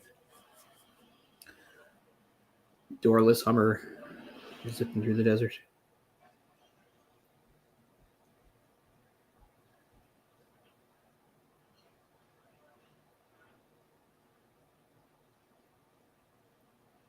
I've been in real mines before. Of course, I've never gone down like this, but if anybody's familiar with the great slasher, My Bloody Valentine, that's shot in my home Cape Breton, one of the real mines that was there in City Mines, the Princess Mine. I was never at that particular mine, but I was at mines in Glace Bay, part of the same company and stuff. And there's the Glace Bay Miners Museum, which tells you about the history of that. My grandfather, on my father's side, my father's father, he was a miner. So he used to do that. He worked one of those machines that they had back in the day for chipping away rock. I don't remember what it's called. But actually, yeah, there were three in Cape Breton. There's like, for most of the 20th century, there were three sort of main industries in Cape Breton. One was the fishing. Then the other two were industrial. It was the coal mines, and in Sydney there was the steel plant. And both my grandfathers did that. My father's father was a coal miner, and my mother's father worked at the steel plant. So, and all three were very dangerous jobs, where people died on the job. Now there's almost no mines left in Cape Breton that are open. Steel plant closed down ages ago. When I was growing up, it was only at like 25% capacity. But there was this part separating. There's this other part of Sydney called Whitney Pier. And it's kind of separated from the rest of there by an overpass. And if you drove through the overpass on both sides of it, you could see the remnants, the old buildings and sites of the steel plant. But at that time, by like the 90s, almost none of it was operational anymore. Sold it to the Japanese, I think. And anyway, it's all gone now, and all those buildings are gone. And it's actually a nice area now. A lot of green spaces, trees, and parks planted. But when I was a kid, it wasn't like that at all. It was just a bunch of messed up stuff. Yeah, that's very wrong, man.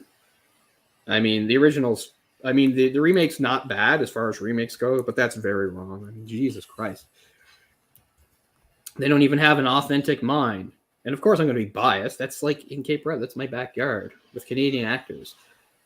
I don't like this whole Valentine Bluffs or whatever the fuck place they make it in the remake. And the twist in the remake isn't good. I would say of that wave of like 2000s remakes of like 70s and 80s movies, that's actually one of the more decent remakes, but no. The original destroys the remake. That's very, very wrong to say and to think. And you should feel bad for thinking that. Oh, they're here.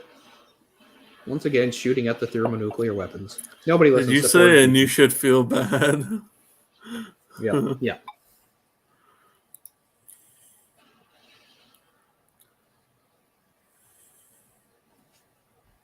Yeah, I know it's got nudity, but I don't care.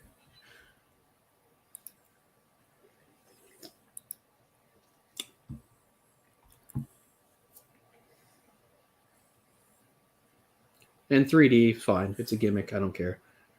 It was better use of it than a lot of movies. I'll give it that. Like I said, most of those remakes were garbage, and that's not. It's a pretty decent remake, but no, I don't think it in any way touches the original.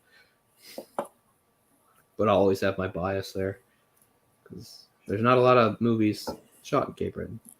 Because you're Canadian.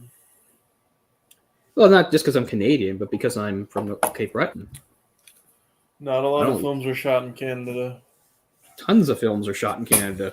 No, they're not, Coles. Just most of them aren't set in Canada. And one of the nice things about the original... Seen anything like this? One of the best... Yeah, probably. One of the best things about My Bloody Valentine is... I mean, you can watch that movie and assume it's American town, but there's nothing that says it is, and there's nothing that says it's not Canadian. Like, for me, that's a slasher that just took place in a place in Cape Breton, a fictional place in Cape Breton. I mean, they're drinking Moosehead and everything like that. Some of the characters there's Canadian actors that got the accents going. So that's one thing I like. Because, yeah, most movies shot in Canada, usually it's just shot there to look like somewhere else, like somewhere in the U.S. or something like that. But it's refreshing when something actually takes place in Canada, because most of the time it's like we don't exist. I still haven't seen that Pixar movie yet, but they made a Pixar movie that was set in Toronto, which seems nice to finally get some recognition that we exist. What is that, Turning Red or something? That one has a weird plot from what I've heard.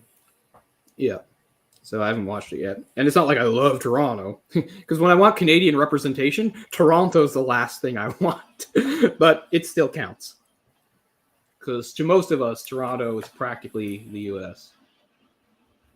But, I mean, there's exceptions. Like I said, I love one of my favorite movies and one of my favorite comics it's based on is Scott Pilgrim. It's set in Toronto. Love it. Love it.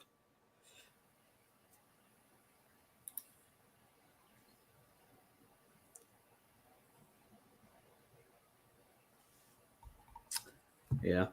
And actually the setting was what I didn't like about the new Ghostbusters. Because for me, the Ghostbusters, I'm not a huge Ghostbusters fan. I don't love the whole franchise. I just really like the first movie. After that, I'm kind of lukewarm. I'm not one of those people that loved everything. Loved the second movie. Loved the cartoons or whatever like that. So I don't care. But just for me, I felt watching the movie, it was fine. But I really tie Ghostbusters up with the city of New York. So taking that out of New York and putting it in the Midwest did not work for me. Ah, there it is. There's the patented 2 handguns. And diving through the air. There's the John Woo. I know I'm about a minute ahead of York, but you can look forward to some diving through the air with 2 handguns, which is in all the John Woo movies. He invented that shit. The Alpha Thug still got one of the nukes, though. Doves and diving through the air with 2 handguns. Hell yeah. So this movie does not have the doves, but he makes up for it big time in Face Off, doesn't he? He does.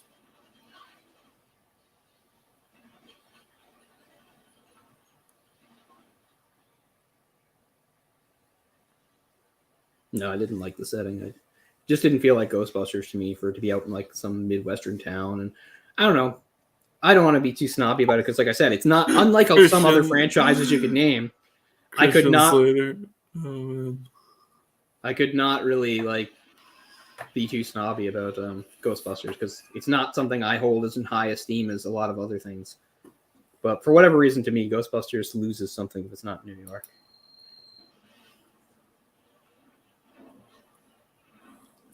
Just like I didn't think the 2016 was that bad. It just wasn't good either. And they tried to shove some things in our throats. It's we get it. Yeah, all female cast. Okay. You don't have to make a bunch of jokes about that, but okay.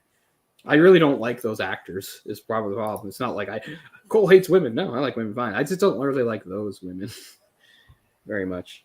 A lot of people, and I guess I'm on the wrong side of this because from what I've talked to, people like Jay and a lot of people, they really like Kristen Wiig. I've never liked Kristen Wiig. I really don't like her. I didn't like her in SNL. I don't like her in anything. I just find her really annoying.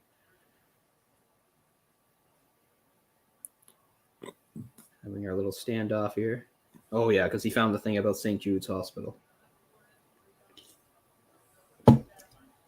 Ooh, you figured out his little game about hiding the nukes in the radiology department of the hospital so that they won't show up on scans. How's that, Pepsi Cole? It's very satisfying. Are you awake now? He's talking about getting a Volvo. I was always awake. I wasn't tired when I got the pop. I just wanted something sweet. Look, it's Christian Slater. Yep. I mean, I don't dislike Christian Slater. He's fine. But he's just not a particularly good actor. I'm not going to call him bad. I mean, I don't think John Travolta's that good of an actor either, so who cares? I mean, John Travolta's main thing in this movie is overacting, and that's fine. That's what works. He really takes it and runs with it in Face Off. I mean, when you're going against Nick Cage, that's what you have to do. It's he and Nick Cage just one-upping each other in crazy over-the-top cheesiness, and I love it. It's perfect because it plays right into John Woo's wheelhouse. John Woo's movies are not about subtlety or great dramatic performances. They're about craziness. And it's not like Face Off doesn't have some good drama in it. Despite how cartoonish and crazy it is, there's still some real, sort of emotional conflict going on in the movie that is captured, I think. This more so than this movie. This movie is kind of a by-the-numbers type plot. Bad guys hijacking a nuke to use, for ransom, blah, blah, blah. The bad guy's kind of insane. And he has a rivalry with the good guy because they used to be friends who betrayed him. None of that's particularly original, but it's fine. So that didn't go well. They lost both the nukes, and now they're stuck in the mine.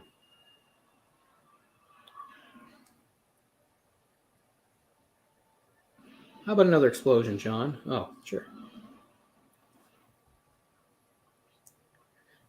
I think when he said the bad guy, he doesn't just say clusterfuck. He says, what a Mongolian clusterfuck. Was that a saying? I mean, not just a clusterfuck, but a Mongolian? I've not heard that. Something about Mongolia. I don't remember that. No, I don't either. I guess it's just something for the guy to say.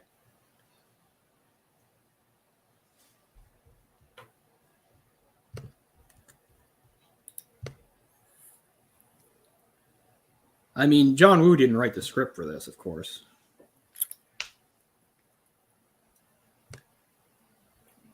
So one of the things we probably missed out on, since you have the sound muted and mine is way down, is the music. Is, of course, at some point, I think it's the bad guys theme.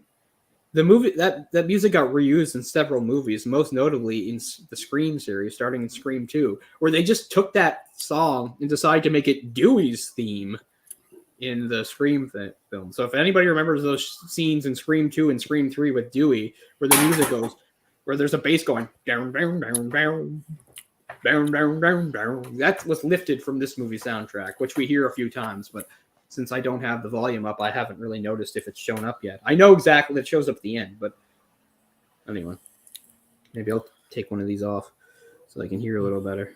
Maybe. I've never seen Scream 2. You ever saw Scream 2? Yes, I have. I'm just kidding. I was going to say, there's no way. Yeah. That has my favorite part in any Scream movie, besides the beginning of the first part of 1. What's your favorite part of Scream 2? The car scene when they get into a wreck and they have to climb over Ghostface. I fucking love. I found that scene really frustrating because it's just like, why don't you just try to kill him now? But instead, they just try to get away. Because unlike a lot of slashers, Scream usually is pretty smart. It's like when you get the bad guy down, try to finish him. Don't just run. But there, they don't. I'm always kind of annoyed by when you have the killer knocked down, you don't try to like stomp on his head or something. Now, I realize in this, that's not possible. He's sitting. I thought it was a good scene 20 years ago. Okay. I'm not saying it's bad. I'm just saying it does. And I mean, if there's ever a death that Sydney can feel guilty about, it's her friend's death there. Because remember, spoilers, they make it out. And she goes back to look when her friend says no. She goes back to look. Ghostface is gone. She looks up. Ghostface kills her friend. Like, that's so on you, Sydney. Like, I hate Sydney's my favorite final girl in any movie, which is why I give a lot of Scream movies a pass, even when they aren't as good, because I really like Sydney. But that death is totally on her, isn't it? They could have gotten away. Does he stab her, or does he slit her throat, or what? How does I think she he die slashes again? her throat. It's like they get up to a certain point, like about 50 feet away from the car. She's like, "Let's go, Sydney." She's like, "I gotta know. I gotta go back." She's like, "Don't." So she stands and waits for her while she goes back to the car. She checks the car, now he's gone. Yeah. Then he comes out from the side and I think slashes her throat. Yeah. All right, so our heroes have been dropped into an underground river, but the bad guys are in bad shape too because the nuke is actually set to blow. They're kind of racing against time here. I can't remember why they can't disarm it yet, but it looks like they're caught because the authorities have caught up to them. Oh, right. Yeah, so for people not knowing what's going on, is they only have one nuke. The other one is still in the mine. So the one in the mine is going to explode. So that's what's going to save them here. And that's why they had to get the hell out of the mine. Because the one in the mine is live and is going to explode. There, he finally got, well, I'm ahead again, but Deacon just killed his partner. He got tired of his complaining. You'll get he'll give him a nice karate chop to the throat. You'll see. There's another little soliloquy. Never killed anyone before. I dropped bombs on Baghdad, but never face to face. I don't know what the big deal is. We get it. You're a psycho. But that's why he's not concerned about the helicopter, because there's going to be a big old EMP coming, which is something that does happen when a nuke goes off, right? Electromagnetic pulse.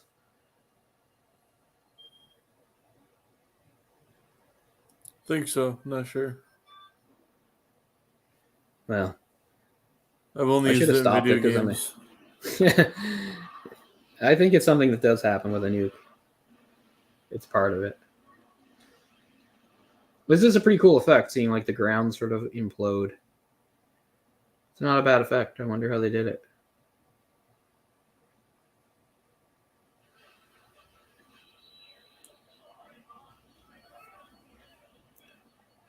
You'll be catching up to me, and that'll be going off in a second.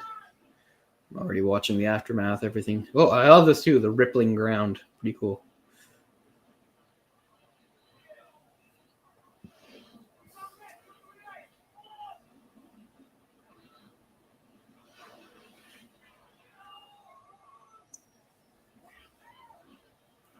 Oh, so there's a second helicopter death. Nice explosion. God damn, what a rush. Yeah. I mean, they're simple lines, but you got to give it to Travolta. He sells them well. This might even be how I found out what EMP was, I think. Because this was before Metal Gear Solid came out or anything. This might be how StarCraft, so 98. This might be how I learned. Yeah. I mean, I didn't see this in theater, but I mean, I probably saw this sometime in 97 or even late 96, depending upon.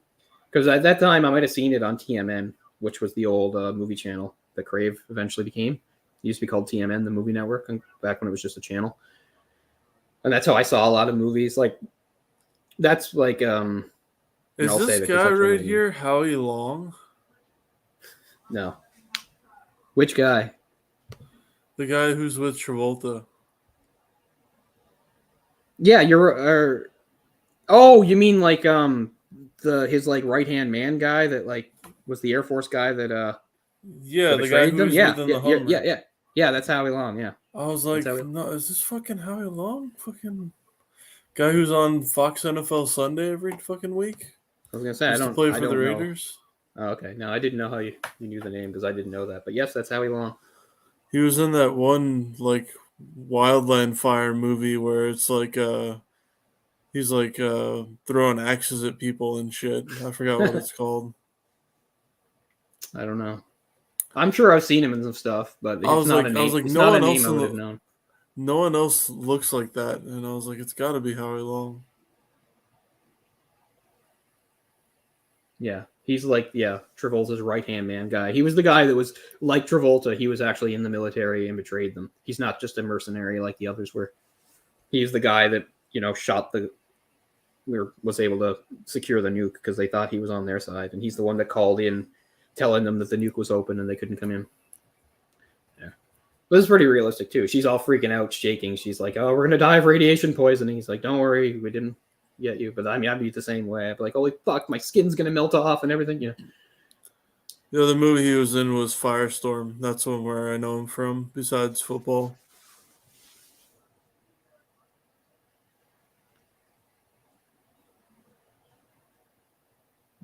So, proving just right. The radiation didn't get out. They're okay. The blast was contained. But the EMP still caused some damage.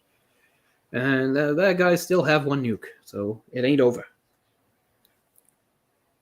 And this is the part where you become a real hero. Because, I mean, they were in the situation whether they wanted to or not. So, this is that part of the movie where he could walk away. And so could she. But no, they say, let's go after him. Because that's what heroes do, damn it.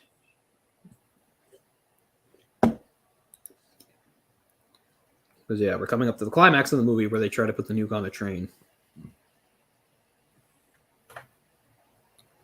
Oh, yeah. Oh, my God. I know. She's so cute.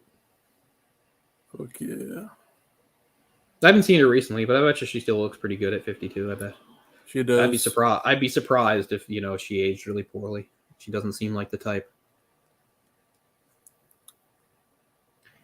I can't remember the last damn thing I've seen her in. Let's see if I can find that out. Samantha Mathis. Ooh, yeah. She's really slowed down over the years. But she's been in things here and there. Oh, God. She's in the Atlas Shrugged movie? That's terrible. Oh, yeah. Of course, I always forget that she's in American Psycho. She's really hot in that. But, yeah. I mean, she was never... Yeah, she's been steadily working, but she never did a ton of stuff. Like, she'd only do, like, maybe 1 or 2 movies a year. I don't know what the biggest movie she was in, what you would say it was. She was never in a really big movie. God, I haven't seen her in a movie in, like, at least 15 years. I don't think I've seen her in a movie since she was in the 2004 Punisher movie. That might be, like, the last movie I've seen her in. Because I don't recognize these other things. But, of course, she did TV stuff, too, including The Salem's Lot, which is a movie, but it's a made-for-TV miniseries or whatever. But she's been in quite a few TV stuff over the years. I don't know. Yeah. So, kind of a C-list actress, I guess you would say, based on body of work. But I always just had a soft spot for her. Mostly from this movie. But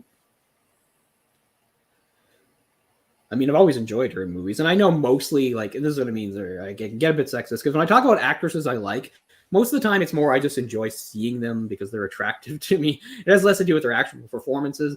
Of course, there are actresses where I've enjoyed the performance they give, the acting they do. That does happen. Maybe one of the better examples of that is fuck, I can't remember anybody's name, of course, but she's blonde too. She's been in a lot of stuff. It's not gonna come to me. She was in Zero Dark 30 and some shit. But anyway, I always thought she's like a legitimately good actor. But yeah, we were talking about that. Orc remembered that she'd been in Mario Brothers, which I'm hoping if we can ever revive that fucking channel. It seems like the video game channel is dead. But that was the next live commentary I wanted to do for the final dungeon with Jay and Eric. Was I wanted to do the Mario Brothers movie. Yeah, Jessica Chastain. Like Jessica Chastain is very attractive, but I think she's a very good actor. I think she gives good performances. And obviously, and that's just one example. I'm not trying to say, oh, every actress I like, they're just eye candy. I mean, that's not true. And we don't have time to get into my depths of love and feeling for somebody like Sarah Polley, my favorite actress. Who's also a very talented director, too, and other things.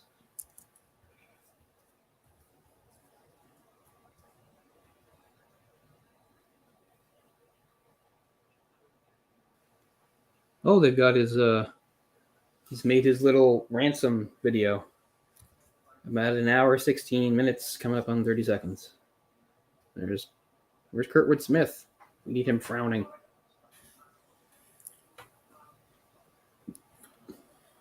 This goes out stock to footage of a nuke going off. Oh, there's Kurtwood Smith. Oh, God. This goes out to Pizzle, Ben, and Jess for viewing. Real talk. What's funny about Jennifer Love Hewitt is that I had two separate crushes on her because I didn't realize she was the same person. Because I remember, like, by the late 90s, she's in, like, I don't know, Can't Hardly Wait or something like that, and she's really hot, and I think she's awesome and stuff. I didn't realize she was the same actress that was on Kids Incorporated. Back then, she went as Love Hewitt, which is friggin' retarded, but she did. So, yeah. So it wasn't until years later that I realized that was the same actress. Because, like, in the early 90s, I had a big crush on her from that. And then, I lost track of her, forgot about her. And then she emerged later in stuff like Can't Hardly Wait or I Know What You Did Last Summer.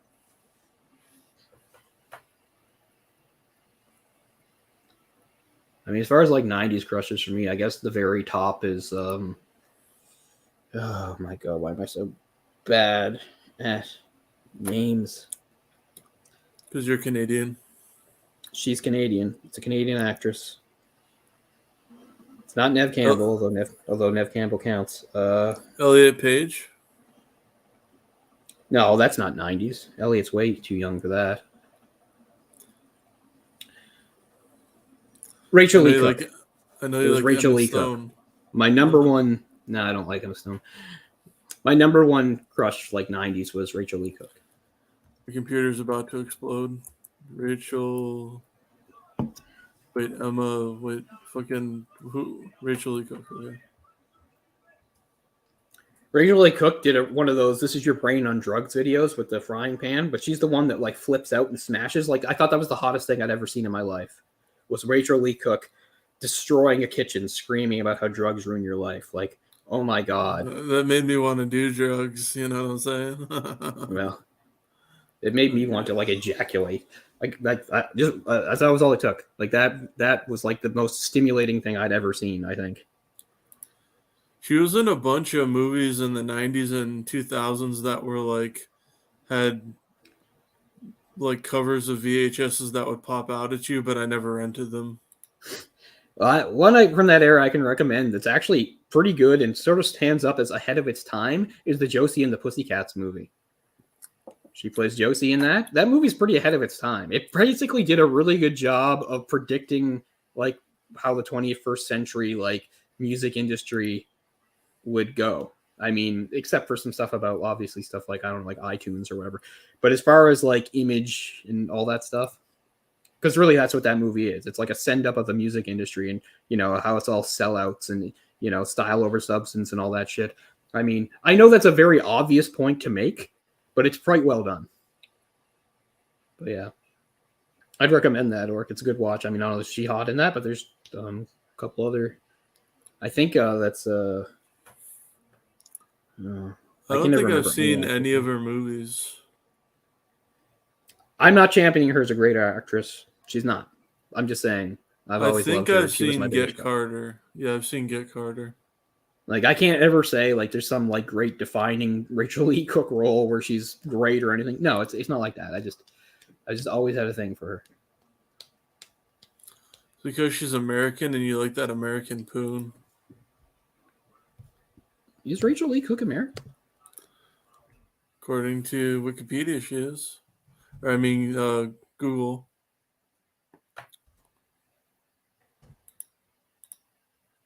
Oh yeah, she's American. She had some sort of presence in Canada that got me confused. I can't remember. Would you think she was Canadian? Yeah, I did. I think that was just me conflating her with Nev Campbell, who is Canadian. Anyway, Rachel Lee Cook will be at the top of the list as far as my 90s crushes go. Right from the very beginning when she played Mary Ann in the Babysitters Club.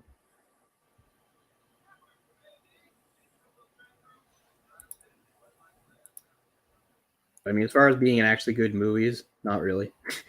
But love her. And as I said, that PSA had a big impact on me too. Tara Reid. Ooh, Tara Yum Yums. Oh, now there's somebody without talent. Tara Reid's in a movie with Christian Bale. They're in the Uwe Boll movie. They're in what is it? Alone in the Dark.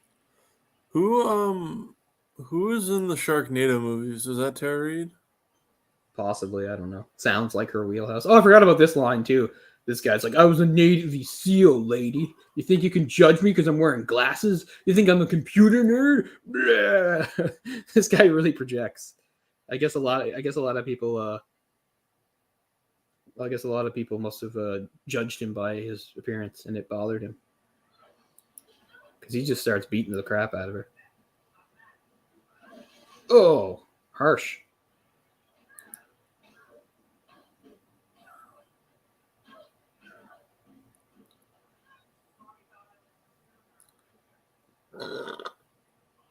Yum. I'm not too sure about her stunt double or anything like that, but I also give credit for like the beating she takes in this movie. Oh!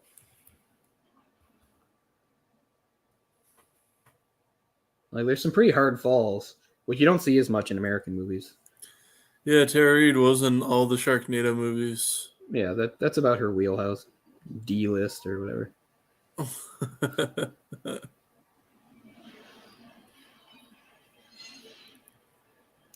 He's from New Jersey. Yeah, I remember Lacey Chabert. She was the original voice of Meg on Family Guy before being replaced by Mila Kunis.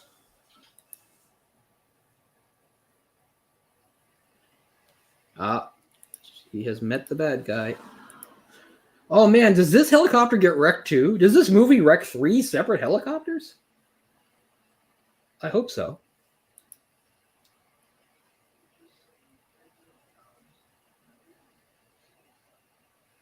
Oh god, that's hot. Shoot yourself, we'll call it square.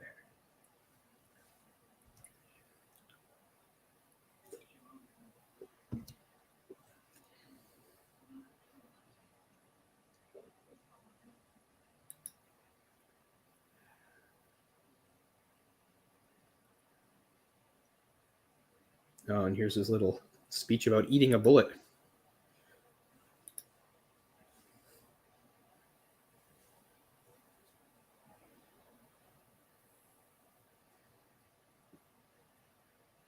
Oh yeah, this is where he makes her punch in the code. He's so sadistic.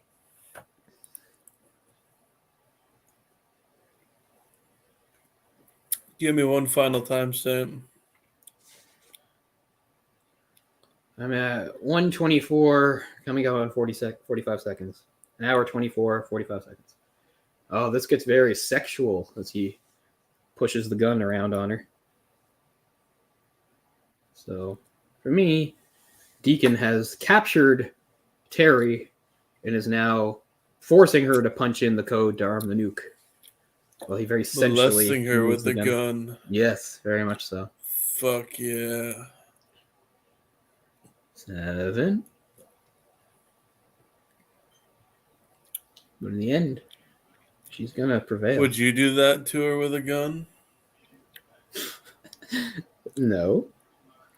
With no intent of killing her, obviously, in a game. In a video game. Yeah, and I'll do anything in a video game. Who the fuck cares? Give me a video game where I can shoot like toddlers. I don't give a fuck. It's a video game.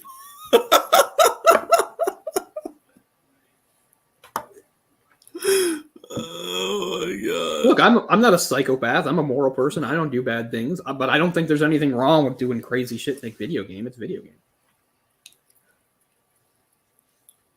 But that's funny. The other thing, Jay and I often talk about this is like how our society is so fucked up because it accepts all sorts of violence is acceptable in entertainment. But if you introduced sex into it, then they lose their minds. For instance, if there was a game where I could do something like he's doing to her, people would fucking flip out, and you know it. If you had the option to like take a woman like hostage and poke her with the gun and push it all around and be all sexual, people would be really mad. They don't care if you blow up like 15 churches or hospitals. They get mad once, the element of sex or rape or something is introduced into it. It's funny. People are a lot more uncomfortable with sexual things, even normal things like nudity. You watch the Super Bowl and everybody's smashing their heads into each other and giving themselves concussions, and that's fine. But then if Janet Jackson's nipple shows up for half a second, well, society is ending, Fuck.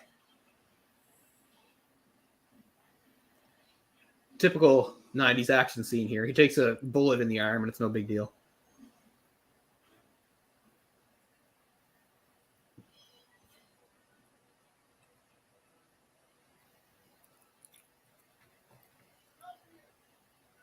Now, I don't want video games where I can sexually assault people. I'm just saying, there's a weird double standard there. I see what you mean. Well, even in like just normal pants, God, her ass looks great there. I think your ass looks great. It needs work. I mean, it's still pretty good, but it's the belly I'm really concerned about. Not at all happy with the belly. That needs some tightening up.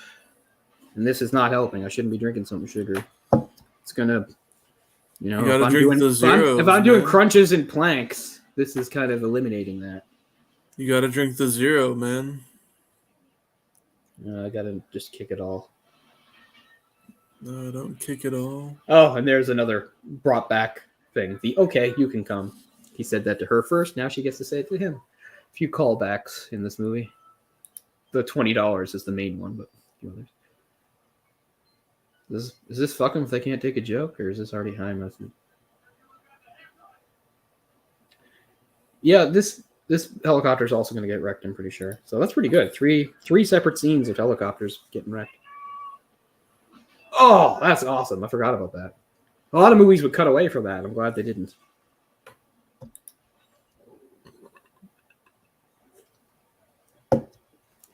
You actually see that the crane's going pretty slow there. Because if you're going to do scenes where you have actors running around on a train, you really can't have the train going at full speed or it just won't be workable.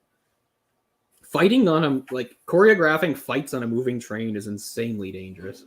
They do it in Super Cop too. But here, you can see, they kind of use slow motion to, make it seem but yeah, they really have to slow the train down here to do these scenes. This is the first for me too. I love it. Would you be in favor of a purge, like Ben is saying in chat? No. I also don't think that works. And I mean, honestly, The Purge movies eventually say that themselves, right? The first movie, you don't know. But by the time you get to the second movie, they start making the point that, like, we've been fed lies. Like, the government says, oh, look, the Purge works. It actually brings crime down. They found out that it's all fucking lies, that it doesn't actually work, that the only reason the Purge really existed was so they could cut down on poor people. So even within that universe itself, it says the Purge is bullshit. Speaking of another thing, might as well get back to the sex thing. There's been all these Purge movies, and once again, how many rapes and sexual assaults have we seen in those Purge movies? None. That doesn't seem very realistic at all, does it? Imagine the Purge existed, and all crime was legal for a night. Can you imagine how much fucking raping would go on? Now, I get it. You don't want to turn your movie into a rape fest, but they never even have somebody imply that it could happen in those movies. I've never once saw one of the bad guys even talk about how he could, like, you know, do something to a woman or something like that. It's always like he could kill her. Yeah, we know that. Oh, that's a cool move. That's not a very good kick, but okay. I guess it's okay.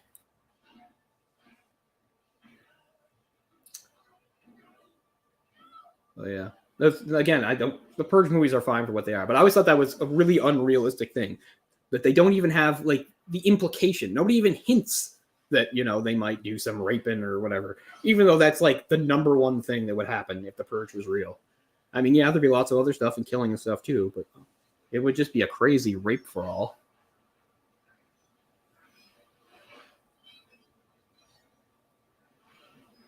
In fact, it works really well considering you can't be prosecuted for it, because a lot of guys, then they could, I don't know, some coworker that they always wanted to get. They could rape her, not even have to kill her because she can't be prosecuted. Then they're just supposed to go back to work together. That's how it would work in the Purge world. But of course, they don't even touch on that because it's icky.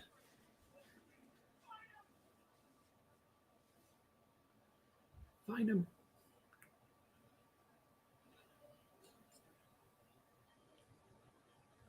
Train scenes are always so good.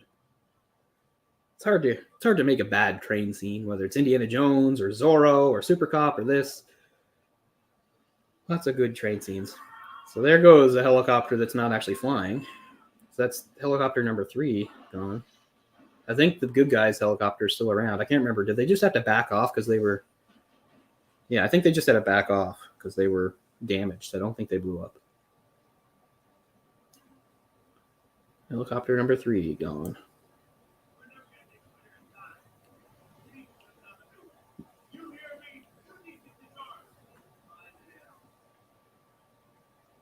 Ooh, even his second in command's giving him mouth now. Things aren't going well, Deacon.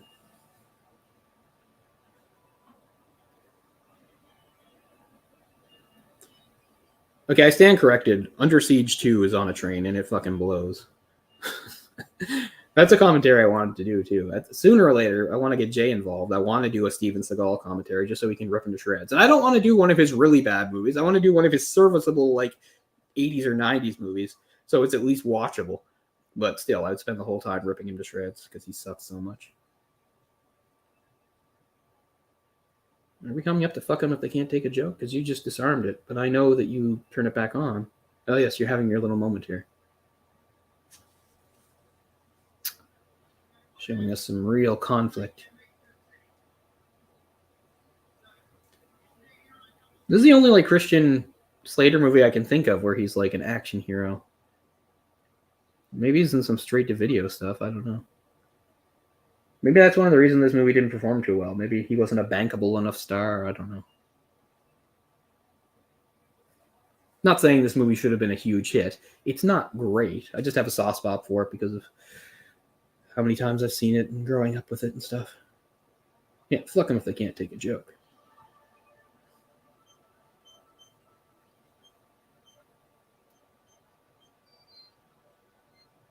I think I'll just kill us all.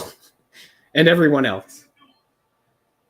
I guess maybe in a way he's being realistic. Like, there's no way we get out of this and I get my money. So I might as well just nuke everything.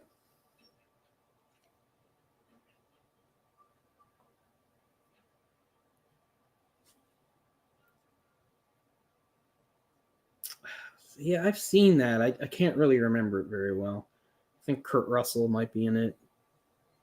I don't remember it.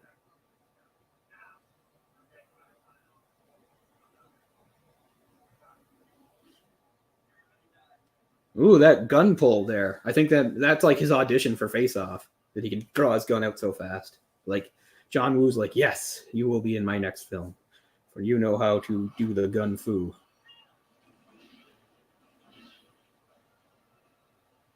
Yeah, that's pretty cool. I like it.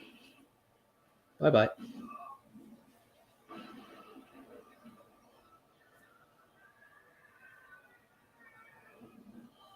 That looks like a really shallow river. I don't even know we hit the water.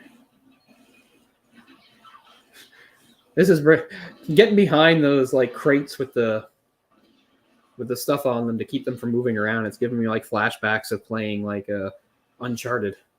It's like I'm in the back of that plane in Uncharted. People shooting at me, but they're not in a plane. They're in a train. Of course, Uncharted has a whole train scene in Uncharted 2. It's really good. And of course, the Uncharted movie couldn't deliver at all. What a weird casting for the Uncharted movie. Like, why would you change the leads so much?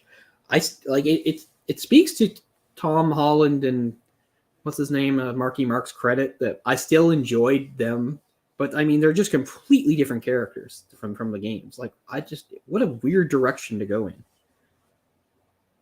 Because Tom Holland's like 25 and he looks like he's like 15.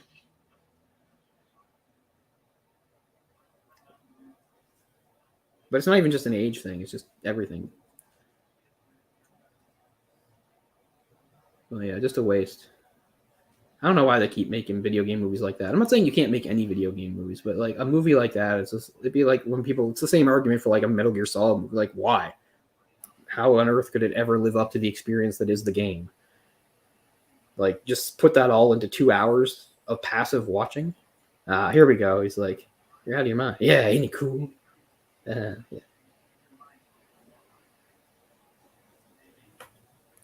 He's like, I always beat you in boxing. $20. Yep. $20 says you can't come here and turn off the nuke. Because at this point, he realized the whole plan has gone to shit. So now he's just activated the nuke to go off in like 5 minutes. This is great, too, where he talks about getting knocked out. He's like, you know what it feels like to be knocked out? Your brain presses against your skull, and it feels like this. I'm saying this all like seconds before he actually says it. Come on, Terry. Get that uncoupling going. How many times do you think you've seen this movie total? Like I said, probably about like 15, 16 times. It's been a couple years since the last time I saw it, but as I said, there was a time where it was my most watched movie. How about when you were a kid? 5, 10? Oh, yeah. I mean, most of those times are going back about 20 years. Like, in the last 20 years, I've probably only seen the movie like once or twice. But before that, bunch of times. More than 10 for sure. As I said, it was just on TV a lot, and I just always watched it. Here we go. Used to be every fight went to a knockout.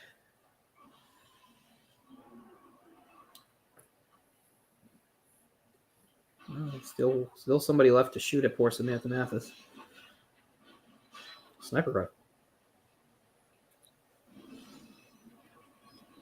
Now, see, I didn't bother with the Tomb Raider movie because it seems like it's the same deal as sort of the Uncharted. Just like we're going to take some stuff from the games and just sort of push them together and compress them into like an easily digestible 90 minutes or 2 hour experience. Like, why would I do that? The games are right there. I'll just play them. I don't need somebody to play. I don't understand people playing characters like that. It doesn't make any sense. I don't need to see an approximation of Lara Croft. Like, she's perfect right there in the game. Like, that's her. I don't need somebody pretending to be, I don't know. I'm not that type of person. It doesn't appeal to me. That's why, so many comic book movies fall short for me, because they just cannot live up to what's on the page. They just can't.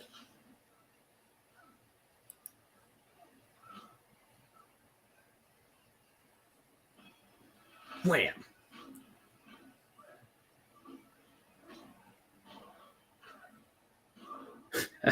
That's a really clumsy kick, but again, good result. There's a couple kicks that Christian Slater throws in this movie that look just awful, but I mean, I guess it doesn't matter as long as they land with power. It doesn't matter how. But I mean, that's the thing. I mean, kicks aren't just about looking good. That's why form matters. So you actually have power behind the kick. Like I've done no stretching today or anything like that. So if somebody came in and I gave them a roundhouse kick to the body, it would probably barely hurt them because I know I wouldn't throw it right. You have to get your hips engaged. Most people who don't train, your hips are not strengthened. I mean, because I love this. This is as I said before, I had a friend, and this was like his favorite movie death. He always said this is how he wanted to die. Oh. I mean, even all these years later, that's a memorable death. I mean, there's been lots of movies with deaths and stuff like that. Still stands out to me. Like that's a movie that came out in '96. I still say all these years later, that's still a memorable death that stands out. I'm not saying it hasn't been surpassed, but I'm saying it still makes an impact. That's good. That's good stuff.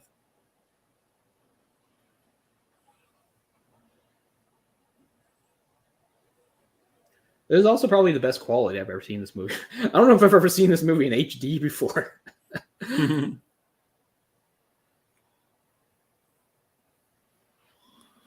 Yeah, it looks good in 1080.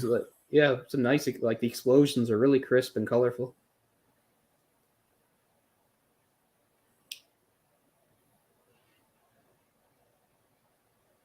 Yeah, that nuke's not doing anything now. We're finally going to get our down. That 20's been through a lot. I'm going to turn up the music here. I don't care. That's to hear it. I won. Or I win. Best, easiest $20 you ever made. Oh, here's the down. Dewey! Here comes Dewey! Officer Dewey! Oh, wait. No, not that movie.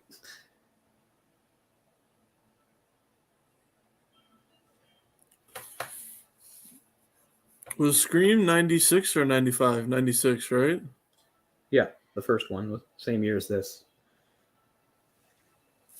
Scream 2 was only like a year later. I think it's 97. Oh, yeah, that's true, too. They don't... Well, she knew at least his name was Hale because she heard people call him Hale.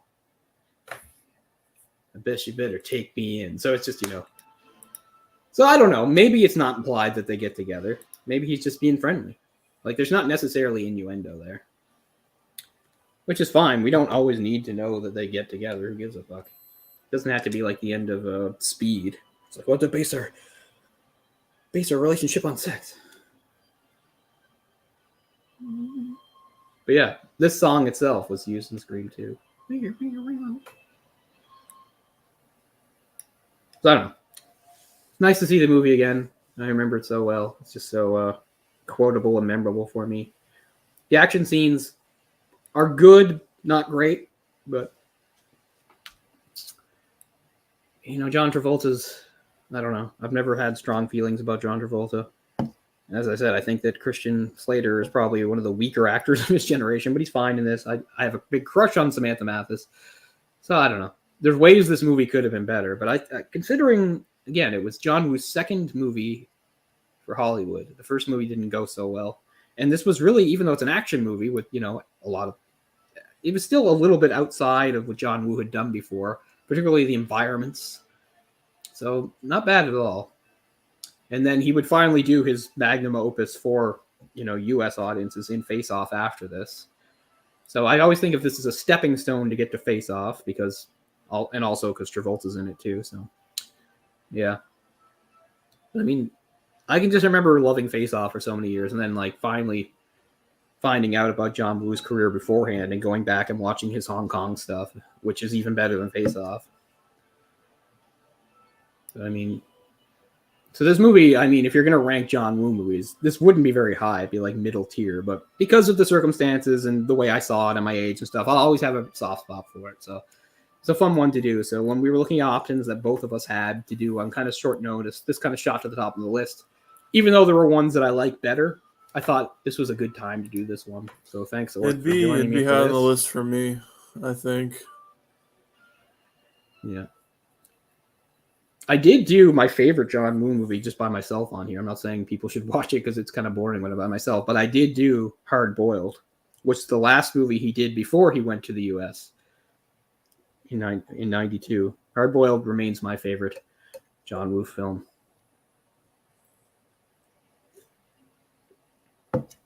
So at some point, I'm going to do the other movie that gets compared to so much, The Killer. So at some point, I'll do The Killer, too. Maybe not on my own. Maybe I'll have somebody with me for that. I don't know. Because it's always better to have somebody with me, so it's not just me rambling. Which the last few that I did were because I was just sort of killing time. The last one I did was The Warriors. I don't even know if anybody noticed, but I did do The Warriors, which is, I love that movie. Love Walter Hill. Such a stylish movie. But yeah, it was fun to actually have some company for this one. So I'll stop it there. So we don't need to drag it out. We don't need to drag it out. But yeah, just a really enjoyable movie. Kind of a by the numbers type plot and everything, but it all comes together really well. Brings me back to, the video store days. Yeah. This was one I never had to rent because I just seemed to constantly be on TV. So I never actually rented this. Although, you know what? The very first time I saw it, it's very possible Ryan had rented it. So it's possible the first time I saw it was at Ryan's, like in his basement, and perhaps we were watching like a rented VHS. In fact, that seems likely. So I didn't rent it myself. Ryan probably did. I didn't rent too many movies back in the day. Every once in a while I did. I was always renting video games. I only every once in a while bothered to rent a movie. But I will say, just to piggyback off something else, hold on a second.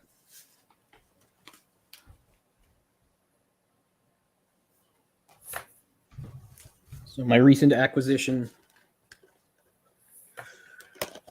Police Story 3 Super Cop.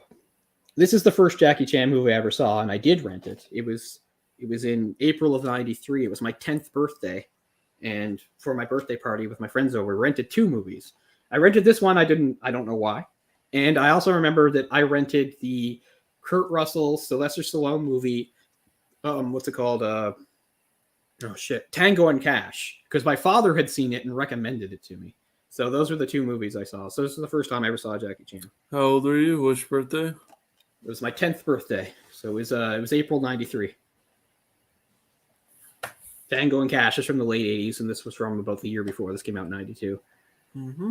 So that was my first ever Jackie Chan movie experience.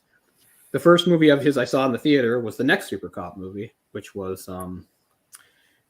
First Strike. Mine was either Rumble in the Bronx or First Strike. I can't remember. Yeah, you and I we did Rumble in the Bronx with Jay not too long ago, and yeah, that was Jay's. A lot of people that was their first one. I didn't see that in the theater. I missed it. But this is the same. But this is Stanley Tong, who's the same director that did Rumble in the Bronx. This is his follow-up. Speaks a lot that Jackie worked with him twice, because if Jackie wasn't directing his own movies, he didn't work with directors more than once. I think he was used to doing things his own way, and having directors, tell him how to do stuff kind of rubbed him the wrong way. So Stanley Tong was the only guy he ever worked with more than once, until you got to like Brett Ratner, when Brett Ratner did the Rush Hour movies. Before that, nobody else had worked with him more than once. Stanley Tong was also a really great stuntman himself, which is, I think, one of the reasons why he worked well with Jackie. One thing I forgot to mention when we did Rumble in the Bronx is I talked up a scene. Of course, there's a part, remember, where Jackie gets chased across the rooftop by the gang, and to finally get away, remember, he does that thing where he jumps from the roof onto the fire escape of the adjacent building. Yeah. And it shows in the movie that we see that 3 times. We don't see the same shot from 3 different angles. We see 3 different takes. Jackie did 2 of them. Stanley Tong did 1 himself. So all 3 are edited together to make it look like it's the same thing. But in one of those shots, it's not Jackie. It's Stanley Tong. So respect. So he had kind of an unlikely path, really, maybe because Jackie had proven it too, to go from a stunt performer guy to a guy that would actually direct. I mean, Jackie done it first, and then Stanley Tong did it. The difference being, Jackie didn't go from stunt performer to director. He went from stunt performer to like leading man, big star director. Whereas Stanley Tong, he never had like big important roles. He was mostly just a behind the scenes stunt guy, and but he wound up as a director, which was pretty cool. So lots of respect to Stanley Tong. I feel the need to correct myself. I feel remiss that when we watched when we watched Rumble in the Bronx, I didn't point out that for one of those takes, it is Stanley Tong, and it's in the movie. Because, I mean, as awesome as Jackie is and all the amazing stunts he did, it doesn't mean other people didn't do awesome stuff too. So it's pretty cool when the director of the movie is in one of the definitive stunts. So I don't think that happens too often, unless it is Jackie himself. But there's a rare exception. But yeah, super glad to own this. This is you can get an American version of this, but this is the UK edition from Eureka. So that's what I've been doing lately. I got a region free player last year, so I've got a lot of UK editions. So it's region locked. Yeah, this wouldn't play on a normal player here. Yeah. But as I said, it did get an American release somewhere. I don't know if it's Eureka, but somebody else. Because there's Eureka Films and 88 Films. They're the ones that I've been getting stuff from. 88 Films, at least most of the stuff they do. There's that, what's it called? Diabolic or whatever.com. That's like the American version. Diabolic DVD. Yeah. So like most 88 releases, there's usually an American version of it available on Diabolic. I think that's how I'm going to get the film Magnificent Warriors, which stars Jackie's co-star in this, Michelle Yeoh. That's getting released in December. I think I'm going to get that. Already, speaking of Michelle Yeoh, her first big starring role, I already have pre-ordered the Eureka edition, and that is the film Yes, Madam, where when she and American martial artist Cynthia Rothrock team up. I've never seen it. I've seen, fight scenes from it on YouTube and stuff, but I've never actually seen the full movie. That really, speaking of like stuff about John Woo, I was talking about, of course, John Woo in '86, he did the first movie of sort of his style, the gun fu thing, A Better Tomorrow. And but before that wasn't the first Hong Kong movie to like make use of guns. Yes, Madam might be. And Yes, Madam, I mean, to make extensive use of guns. Obviously, they have bad guys with guns and stuff, but Yes, Madam kicked off the girls with guns craze of the late 80s, early 90s in a lot of Hong Kong theater. Michelle Yeoh, having done several of those in the late 80s, by the time you got to around 1989 or 90, she'd gotten married and she retired. I think she was thinking that she was just gonna not do acting anymore. Like she just wanted to like maybe focus on married life. But she specifically came out of retirement to do this because Jackie asked her to, and then she never looked back. And she's been a fantastic actress ever since. She's a goddamn legend by now. But quite a few of those actors from the Hong Kong scene, they did not go on to have the big international career that she did. Somebody like a Sybil Wu or a Moon Lee, they're not in like big American movies or anything. But it's interesting because she had those roots in a movie like Yes, Madam, where, it was just ridiculous action. It didn't have much to do with good quality acting. But she evolved like a lot of actors do. Sometime probably around the early 90s, she started to do more dramatic stuff. And she's become a very good actress, not just speaking, Mandarin or Cantonese, but also in English. There's a lot of movies where she gives really good English performances. She's going to be a voice I think she's RC in the new Transformers movie, which sounds insane to me, but okay. Oh, God. Anyway, that's enough babbling about that. We'll cut it off here. So thanks to everybody that joined. It was pretty cool to, I think even Pizzell stopped by for a second, which was nice of him. So thanks to everybody, especially Ben, who was here for most of it and provided a lot of comments and things to interact with. And yes, Jess stopped by too. Jess and I have something on the back burner. Jess and I are going to get something out together soon too on this channel. And I know eventually I'm going to do something in his channel. I haven't done anything in his channel yet to date, but I'd like to do something for his channel. So I'm sure we'll work that out at some point too. But anyway, drag this out enough. So thanks a lot, everybody that tuned in for Broken Arrow. Hopefully next time Orc and I do this, Jay will be with us too, because we have one in mind we really want to do for that. So hopefully that's coming up soon. We'll let you know. Thanks a lot, guys. Have a good night. Peace out. Have a good one. Bye-bye.